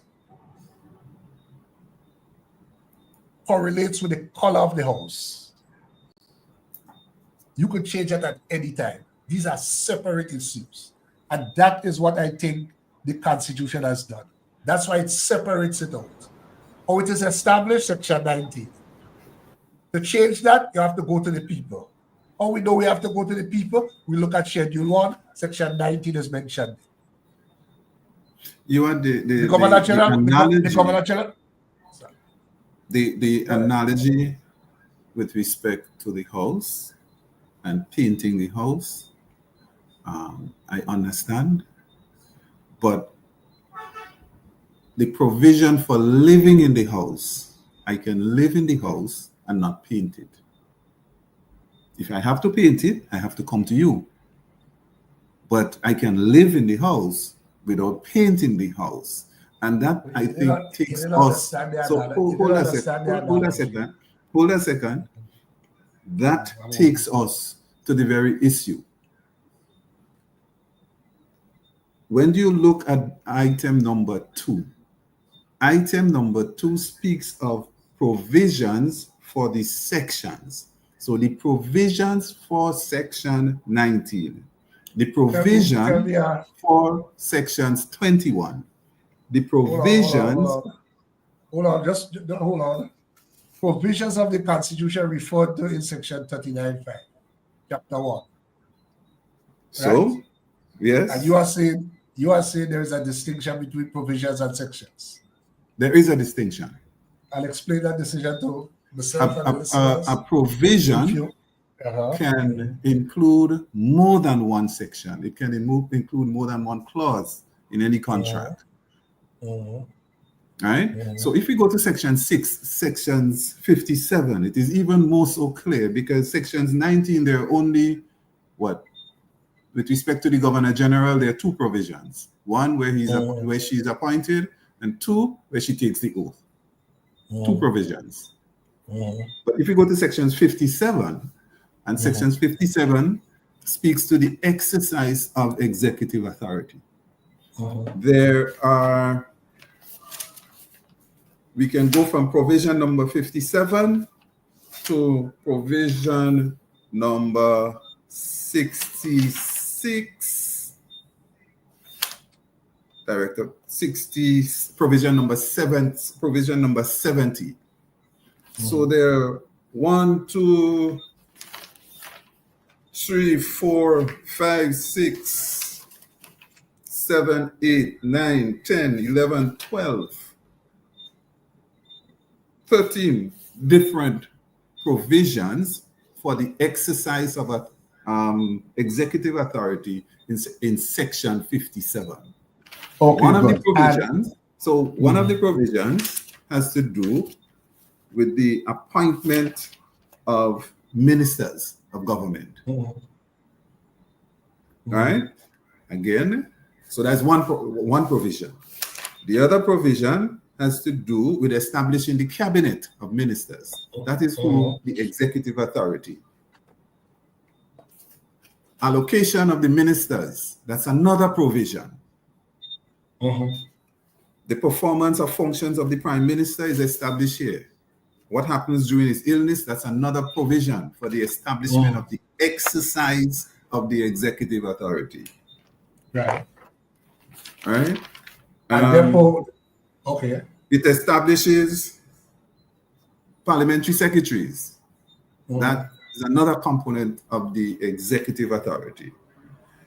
But for all of those functions, it's necessary that an oath of office, an oath of allegiance be taken before a minister or a parliamentary secretary, a minister or a parliamentary secretary shall not enter upon the duties of his office unless he has taken the oath and subscribed to the oath of allegiance and the oath of office. Okay, so there are a series of provisions here for the establishment, for the exercise of the executive authority of Grenada. Right, and let's say I agree with you on that deal. So tell me now, firstly, you'll agree that Schedule 2 is a provision of the Constitution. Schedule 3, sorry. Yes. Schedule 3 is a provision. Okay. Yeah. So tell me now, where is Schedule 3 mentioned in Schedule 1 that we'll be looking at? So I take your point about provision and sections and so. And Schedule 1 to this Constitution, provisions of the Constitution referred to in Section 39.5. Tell me, where do you see Schedule 3 mentioned in Schedule 1? You are muting yourself, Dave. Sorry. You are muting yourself. Jevonie, Jada, Cassandra, anybody wants to go? I want to include the young people in the conversation. And Jevonie has made a very, very telling, and you see Dr. Alexis is saying he was congratulated. Right, and I recognize that. I thank you. Cassandra is back, so Jevonie, keep going. That what is mentioned in Schedule 1 is referendum interest. Right, and I thank Dr. Francis Alexis for his congratulations. Mr. Layne, you're asking a question that I think we've already addressed. You're asking again, where is Schedule 3 seen in Schedule 1? But as I've laid out before, and we've already discussed. No, where is Schedule 1 mentioned?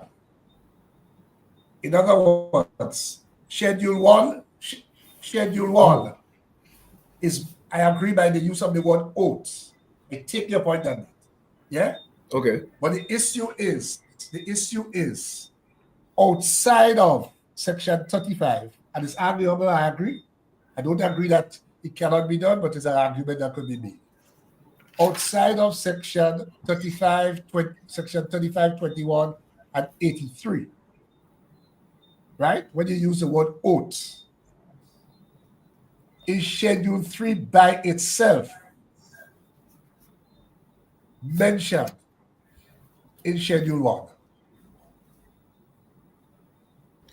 Well, see, the issue with that, the issue with that, Mr. Layne, is that you can't simply be looking for Schedule 3 to be mentioned by itself in Schedule 1. By the very nature of what Schedule 3 is, it is the oath of allegiance. The oath of allegiance is going to be mentioned throughout various provisions and sections within the Constitution.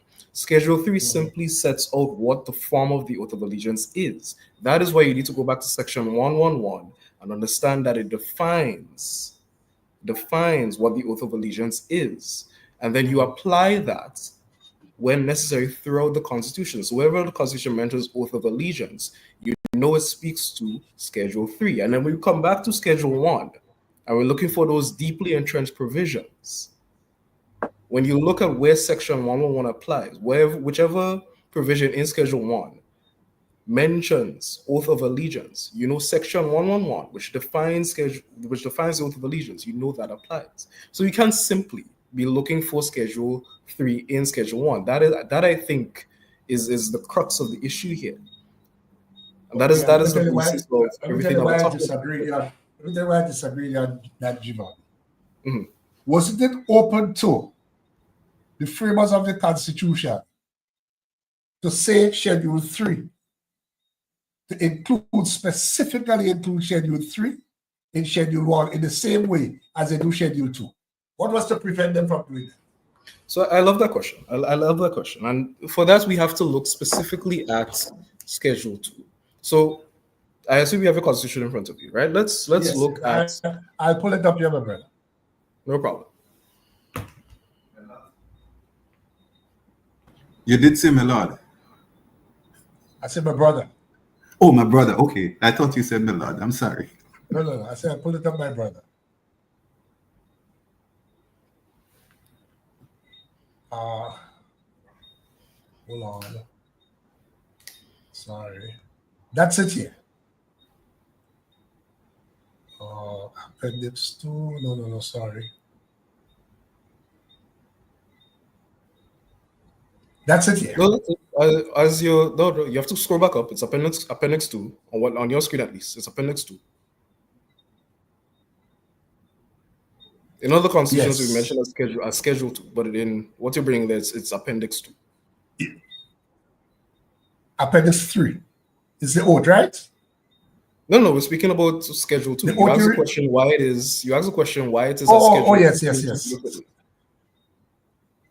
Great. Yeah. So when we look at Schedule 2, for those who may have the physical copy of the Constitution or may have a different version online, right? When we look at Schedule 2 at Appendix 2, it states, all constituencies shall, as nearly equal, and the important word there is shall, all constituencies shall contain as nearly equal number of inhabitants as appears to the Constituency Borders Commission to be reasonably practicable. But the Commission may depart from this rule to such extent as it considers expedient to take account of the following factors. That is to say, A, the density of population, and in particular, the need to ensure the adequate representation of sparsely populated rural areas. B, the means of communication. C, geographical features. D, boundaries of administrative areas. So what does Schedule 2 speak to? It's giving an instruction that where you have to define your constituencies, it must be certain things must be taken into account: the density of the population, the means of communication, the geographical features, and the boundaries of the administrative areas. It sets forth an instruction for the Constituency and for the Constituency Boundaries Commission to follow. That instruction is fundamentally different fundamentally different in nature to Schedule 3, which is the oath of allegiance. When we're looking at Schedule 2, and Schedule 3, we cannot think of them as being the same thing. Schedule 2, again, gives an instruction. That instruction is deeply entrenched. You have to, it's deeply entrenched as well as Schedule 3 being deeply entrenched. They just presented. They are both deeply entrenched. It's just presented. Hold on. You said Section 3 is deeply entrenched? Via Schedule 1 in this application, yes. No. Give me a bit more rigor than that. Yeah? Sure. So it's just me. I'm just going to Schedule 2 is specifically mentioned in Schedule 1. Indeed. And to go back to what I read earlier about the Hines case, the Privy Council is saying that the reason for doing that, in other words, this deep entrenchment is because those who framed the Constitution considered it of particular importance. Yeah. But there was nothing to prevent them, if they considered the oath of particular importance, that listen, if you want to change this thing is so important, if you want to change it, you must go to a referendum. There was nothing to prevent them from including it in Schedule 1, just as Schedule 2 was included in Schedule 1. In other words, the part about Section 111 is for that would have been relevant to other sections. But it could have said the oath of allegiance contained this section in Schedule 3 to the Constitution. And nobody would have had any debate as to whether you have to go to a referendum or not. But they did not do that. It is now others who are now saying that it should be done. They did not do that. That's why I'm saying that when you take the oath of office to preserve the Constitution, it is to preserve it in its entirety, including the powers to change it. And so, that's the point. Right, and that's where my point comes in, is that when you look at Schedule 2 and Schedule 3, the nature of the schedules are different. And as such, they are presented differently in entrenchment. That is the key thing that needs to be understood. No, I agree the nature is different, but what was to prevent the framers from saying that we place so much importance on this thing, the oath of allegiance, we place so much importance on it that it must not be changed without a referendum. They did not say that. I don't think it's a case where they didn't say that, right? Because when you look to Schedule 111, Section 111, and you look at it, you look at this, what provisions Section 111, when it defines the oath, what it applies to. But Section 111, in fact, Mr. Layne, if I may, you will agree, because you did concede earlier. This is something I want to come back to earlier before you and Mr. Nedd want to speak about the differences between sections and provisions. This is something I wanted to speak to. You will agree that Schedule 3, when it comes to Section 111, its application to Sections 35, so Section 3, Section 80, correct me if I'm wrong, 83, subsection 11, and so forth. You will agree that it is entrenched. That is the entire rationale behind the presenting of two bills, yes? There is an argument. I would say there is an argument to that effect. But I don't agree that the referendum, but there's an argument to that effect. Because you see now, Jevonie, it has been recognized today. And I don't want you to take it from me. I just want to refer to something again, the Privy Council, and the courts of the Caribbean. That's they have taken that jurisprudence on board. And I just want to refer to this case, the case out of Trinidad. The issue in that case was whether you required the Trinidad establish an Equal Opportunities Act to provide for protection of vulnerable people. The issue was whether they set up a tribunal to deal with those issues. The issue was whether you needed to have a court and whether the members of the tribunal should have the same rights and protections and so on. But the Privy Council just said this year, which is of general application. If I may.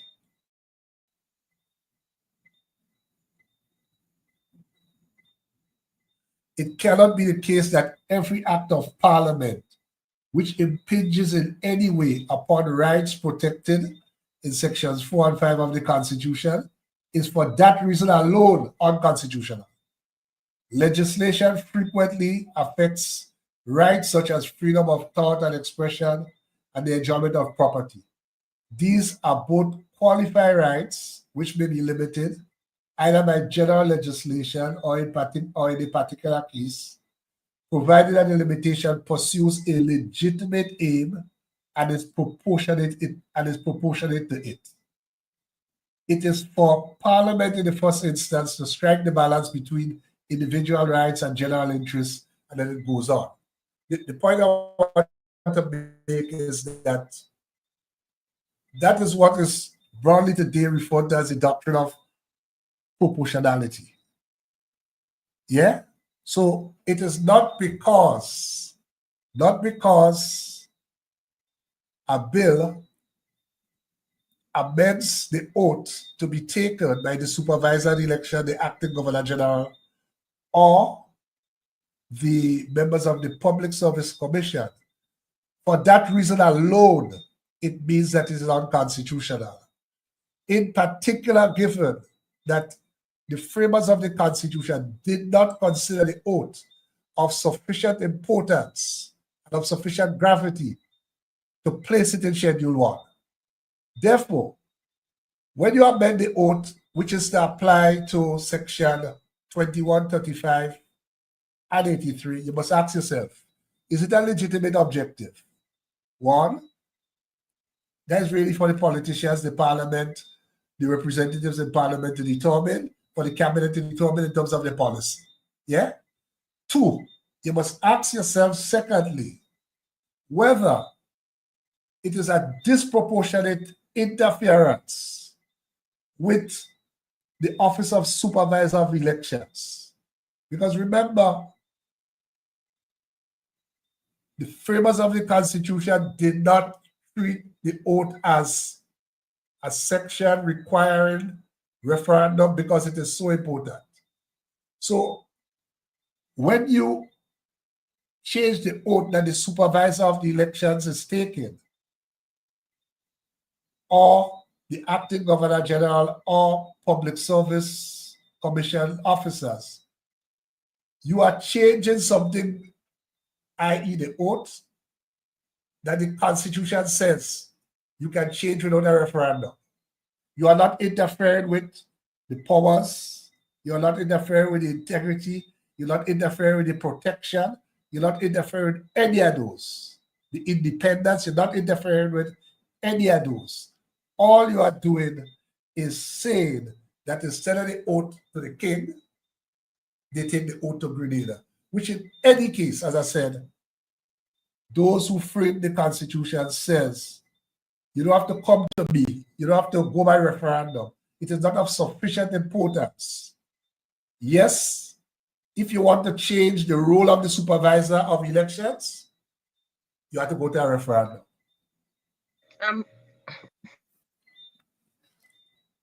Jada, we don't hear any at all, you know. And I think we will continue even though we have passed the time. The normal time we have passed it, but the discussion is so interesting, and I so like to hear the young people. And Jada, if we can hear you, please. Oh, y'all not hearing me? Y'all hearing me? We heard you now, yes. All right. I've made many attempts to interject, but unfortunately, oh, sorry, I didn't realize. I'm on the common side of things. Observing, taking in, like any citizen. I think my expression speaks for itself. I get that all the time. But one thing I wanted to hone in on, I know we're wrapping up for a bit over time. Mr. Layne, you referred to Schedule 3 not being explicitly stated, well, expressly, according to Dr. Alexis, in Schedule 1. But I'm referring to Dr. Alexis' document, Allegiance Not Entrenched. And he makes reference to the St. Vincent Constitution. I have it here, so if you can tell me page what? Right, so page 6. Page what? Which page number? Page 6, I think that's what he has on here.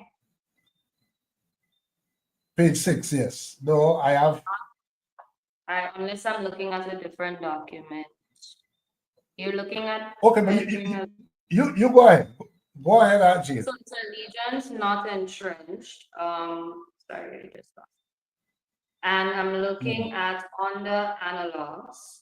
The fundamental point is neatly illustrated, and he makes reference to the St. Vincent and Grenadines Constitution, highlighting that Section 105, subsection 1 of said Constitution speaks to oath of allegiance, meaning such oath of allegiance as may be prescribed by law.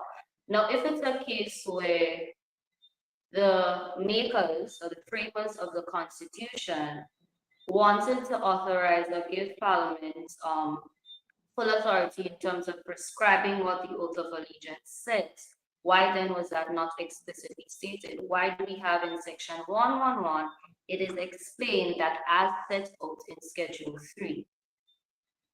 I find that because they could have explicitly stated, just as you're implying, that it could have explicitly stated Schedule 3 in Schedule 1. They could have done the same in terms of the oath of allegiance, thus giving authority to Parliament to change as they please, but they saw it fit. And that suggests the entrenchment, it being deeply entrenched. I don't see any confusion there. So if you wish to comment, or anybody else wanting to provide clarification. No, and to add to Jada's point there, Mr. Layne, right? That is a danger, or that is a danger in looking to other constitutions for ways in which we might approach this issue. We have to recognize that fundamentally, the Grenadian Constitution is not the St. Vincent Constitution. It is not the Trinidadian Constitution. It is not the Jamaican Constitution. The Constitution of Grenada is Grenada's. We have to treat it within that space. That is the way we need to look at it. While I appreciate that we are part of the Caribbean community, that we are part of CARICOM, and as such, we share similar backgrounds and we share similar issues. Fundamentally, when it speaks to issues about Grenada, we have to look specifically at the Grenada Constitution. We cannot look to other constitutions for guidance. And as an English teacher, similar does not mean same. Similar does not mean same. We have similar is not same. Yes, I agree. Would vary, so it has to reflect such. Okay, good. So if I agree, Mr. Layne, I agree with my colleagues in regards to the references to the constitutions of St. Vincent, Jamaica, Trinidad, and Belize have some similarity. But I'm very concerned again about the references and some of the case laws that the CCR is referring to. And if you may look at Belize, for instance, I think they changed the oath of allegiance somewhere around 2000. Similar to ours, they once swore allegiance to the Queen, her heirs and successors. One of the questions that we're asking ourselves, and as a younger citizen, I'm asking myself, why now? And how is amending and altering the oath of allegiance at this time in our history affect, one, the concept of good governance, and how does it affect the ordinary citizen? And I think that is really important here. And I hear the interpretation that the alteration just requires 2/3 majority vote of all members of the House. But when you look at Belize, for instance, one of the most notable change that what we found was the removal of the prohibition clause, one, against dual citizenship. And when they amended their oath of allegiance, one of the things that they did was to insert an economic citizenship provision, which was later repealed, but it is of importance to me, and I know this working in several spaces, that recently our government introduced, one, the Citizen by Invitation program initiative, and of course the heavy emphasis and reliance on our current Citizen by Investment program. Because with everything, every decision made by policymakers, there's always an agenda. The agenda could be maybe to improve national security, maybe to, in the case of maybe Section 17 of the Constitution, there is a state of emergency and there is a need to go to Parliament to ensure that provisions or certain rights are for a short period repealed. So what is the agenda behind the CCR amending or altering the oath of allegiance at this time? And one of the questions that I ask myself when I look at what is others happening socioeconomically and politically, I have to ask myself this. When I couldn't access my beaches in Grenada, was it King Charles? We have the issue of healthcare, primary healthcare. Whose fault is it? Is it King Charles? We have the issue of youth delinquency. Whose fault is it? Is it King Charles? I heard a member of the CCR in another platform saying and inferring that altering the oath is going to improve patriotism and self-confidence. I don't lack self-confidence, and I do think that I'm a patriot, as are many Grenadians that I know, whose names I will not mention here, but I know many Grenadians who have a lot of self-confidence. When I travel across the region, one of the things that I'm proud of is that when I look, I do compare ourselves to other Caribbean nationals. We coming out of Grenada, we have citizens that we are and we should be proud of, including Dr. Alexis. So I'm still unclear as to why it is there is a push to alter the oath of allegiance at this time, and how does it affect ordinary citizens. And Belize is the perfect case example because, again, Dr. Francis Alexis referred to it in his documents as part of the justification. But I also do work in civil society in Belize. And there's so many challenges coming from civil society actors on the ground. I mean, in 2025, there has not been any significant changes or betterment in the life of Belizeans after the changing of the oath. And that's one of the things I'm concerned about. And we have to be very careful that we are not lawyers, and we do not make this inherent mistake to use case laws coming out of these countries where you have agreed that constitutions are maybe similar but not the same, and there are inherent differences as justification for the oath of allegiance, and there is no mention to look at Grenadian context, how this is going to better me and my children. And I think that I'm quite knowledgeable enough to make this decision myself. And I am very unclear. I'm even offended that a group of individuals can sit in a space and convene a meeting or meetings and decide that they're going to change the oath of allegiance for me because it's going to better me, when I'm not seeing it reflected in any socio-political or any programs, anything that's going to benefit me or my children or their children. I think that's really concerning outside of the constitutional discussion. Yeah. Cassandra, I understand. Sorry. Okay, go ahead, Dave. No. I just wanted to add a little bit to Cassandra's last point there, where she speaks to Grenadians being involved in the process of changing the constitution. And that's one of the things I took a little bit of an issue with early in the program when you use the analogy of an airplane. And ordinary people do not need to understand the functioning of an airplane to utilize the airplane. The problem with that, Mr. Layne, is that a country is not an airplane. If we are saying that we hold the ideals of democracy in place, right? The people have to be involved in the process to building that democracy and being a part of that constitutional democracy that we are trying to create. It's not an airplane, right? The ordinary citizen needs to understand the basics of what makes up their society. They have to have an understanding of what is in their constitution and how that dictates the relationship between them and their government. Okay, I agree with you. I was just using that as an analogy to explain and to say that there are areas of, I think I was responding to Dave, who was saying there's nothing complex, it's just simple and straightforward with regarding the constitution and constitutional law. And I was saying, no, that's not the case. That's why some people give their entire lives to study those things. Some people do that, they give their entire lives to study. I'm not saying that you have to take everything that they say. I'm not saying that they don't have a responsibility to explain to people. I'm not saying that at all. But I was responding to the point that This is just simple and straightforward, and you don't need any elite to come and say anything to you about that. That's what I was responding to say. And hence the reason Well, a why. small correction, Mr. Nedd. You're actually responding to me, to a point that I was making. But in any case, I understand what you're saying, and I could appreciate that. Yeah, I could appreciate. Maybe in terms of point in time, but I had in mind what Dave said. That, listen. Okay, all right. So you're just targeting Mr. Nedd. All right, okay. No, not targeting him. I was responding to that. Okay, no problem. Because you're saying about I can understand and appreciate. Yeah, I can understand and appreciate. I'm not targeting him at all. But if I may turn to Jada, Jada, what happened there is that the Jamaica Constitution had in its first schedule to the Constitution an oath something as it was. In fact, I think I have it here. Let me see if I have it.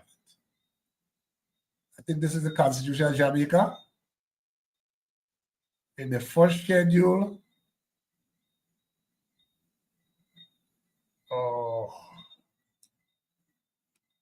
let me see if I find it. They have the oath. Yes, the oath. I, whoever, Michael Manley, do swear that I will be faithful and bear true allegiance to Her Majesty Queen Elizabeth, her heirs and successors according to law, so help me God. That's where the Jamaica Constitution, which, as you remember, in 1962, Grenada was the first of the OECS islands to go into the independence. And Jamaica had the oath in as part of their constitution and a schedule, but not one of the deeply entrenched ones. That's why they could have changed it. Grenada, we have our oath in a schedule in the constitution, not deeply entrenched. That's why we propose it can be changed. By the time you reach to St. Vincent and Lucia, what they did was to say just an ordinary law. That's why said both St. Vincent and Lucia said prescribed by law. So Parliament by an ordinary law. They don't have to have no 2/3 majority. They don't have to have no speaker certificate, nothing so. By an ordinary law, and that is what was done in St. Vincent, and that is what was done in St. Lucia, you can change the oath of allegiance because they did not consider it of sufficient importance to independence that our people should still be pledging allegiance to the king. That was seen as something in transition. And in Grenada, we have it. Parliament can't just change it by an ordinary legislation. They have to comply with the provisions of Section 39, which means you have to have a 2/3 majority in the lower house. But we need to end. I really want to thank everyone tonight for the conversation, for the engagement. Sorry, go ahead. I apologize. Before we end, well, thank you for that, but I still don't see, if you're saying that it was explicit, given Parliament the right to prescribe that ordinary law, then if that's the case, if we didn't see it, because you used the argument, if they didn't see it of such importance, then why wasn't the same done with our oath of allegiance, in referencing it in Section 111. But that aside, I'm not sure if I'm committed to, but I just want us to end on this note. I noted a comment from Stewart. Why is it that people who are enslaved by the writers of the Constitution are afraid of changes to the Constitution? I mentioned this when we started. We cannot opt to change anything that we are not aware of. It is very important, and that is what ICCR stands on. Our people need to be educated and aware of the contents of the Constitution before we opt to change it. So we're not against changing the Constitution. I mean, our name suggests that we're for Constitution reform. But before we proceed to do that, our people must know what they're striving to change. And I want us to end on that note because that is very important. Outside of the whole argument as it relates to the oath of allegiance, that is very important. That is the foundation of ICCR. We must be aware, we must educate our people. Not only when these things come up, we talk in these forums, but no, we have to meet our people where they are. We have to. That's very important. So that's all from me for tonight. Thank you very much for the opportunity. Okay, there are some comments. I think a lot of the comments. I think you just referred to one, Gina. Aisha, I don't know if you want to refer to any of them before we end. So, Well, some of the comments, I think the panel they could actually see the comments, but I'll just read okay, them. Yes. Okay, so we'll start from Fidel, and she said, Marcel, the vast majority of the world manufacturing is done in communist China. Put that in your pipe and etc. And time to get real. She also commented, well, I think this is the same comment Jada mentioned earlier. So we'll skip over that one. Joseph Sylvester says, yes, you can simply take it as it is written. It is too simply put that one has to infer that this is not what it means. Marcel further commented, what is your point? Well, I won't read that comment. And Karen Rodenlane said, what is this mention all about ordinary people? Grenadians are intelligent people and I do not like the discrimination. Who gave you the authority to speak on my behalf? And those are the comments that we had. Ordinary does not mean unintelligent. I had to comment on that one, but I didn't get the opportunity to. Ordinary does not mean unintelligent. There's no way, or there's no indication of that from the reference that we need. When we speak to ordinary people, we speak to those that are not exposed, for example, our experts in law, our legal experts, quote unquote. I'm no legal expert. I am an ordinary person. I can be considered an ordinary person in this space. So ordinary person does not speak to you being unintelligent. It simply means that we're not experts in these different avenues. So just to put that out there, we're not discriminating against nobody and you're unintelligent. Okay. Thank you so much, Jada. So I don't know if we could have closing comments. I mean, run a lot of time already, but as brief as possible. And when Dave, you decide who to start, it's your team. Cassandra, you start? Well, I also like to address this Layne comment in regards to who gave you the authority to speak on my behalf. When we fight for rights, everyone benefits. I've always used the example when you look at the rights enshrined in Chapter 1 of the Grenada Constitution.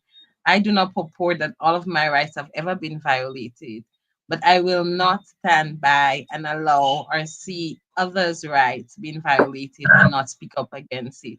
So when I speak for rights and the protection of fundamental rights and freedoms, I speak for all. It's not just me. When we win, everyone wins. So I want to thank you, Mr. Layne, for this opportunity to share our perspectives on the proposal to change the oath of allegiance. I want to also send a shout out to Dr. Francis Alexis. Thank you for always engaging us. Yes, we don't always agree, but yes, we do appreciate that space where we can share diverse views. Thank you so much.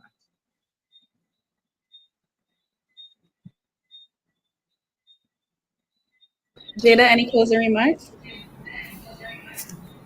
I think I said everything I needed to.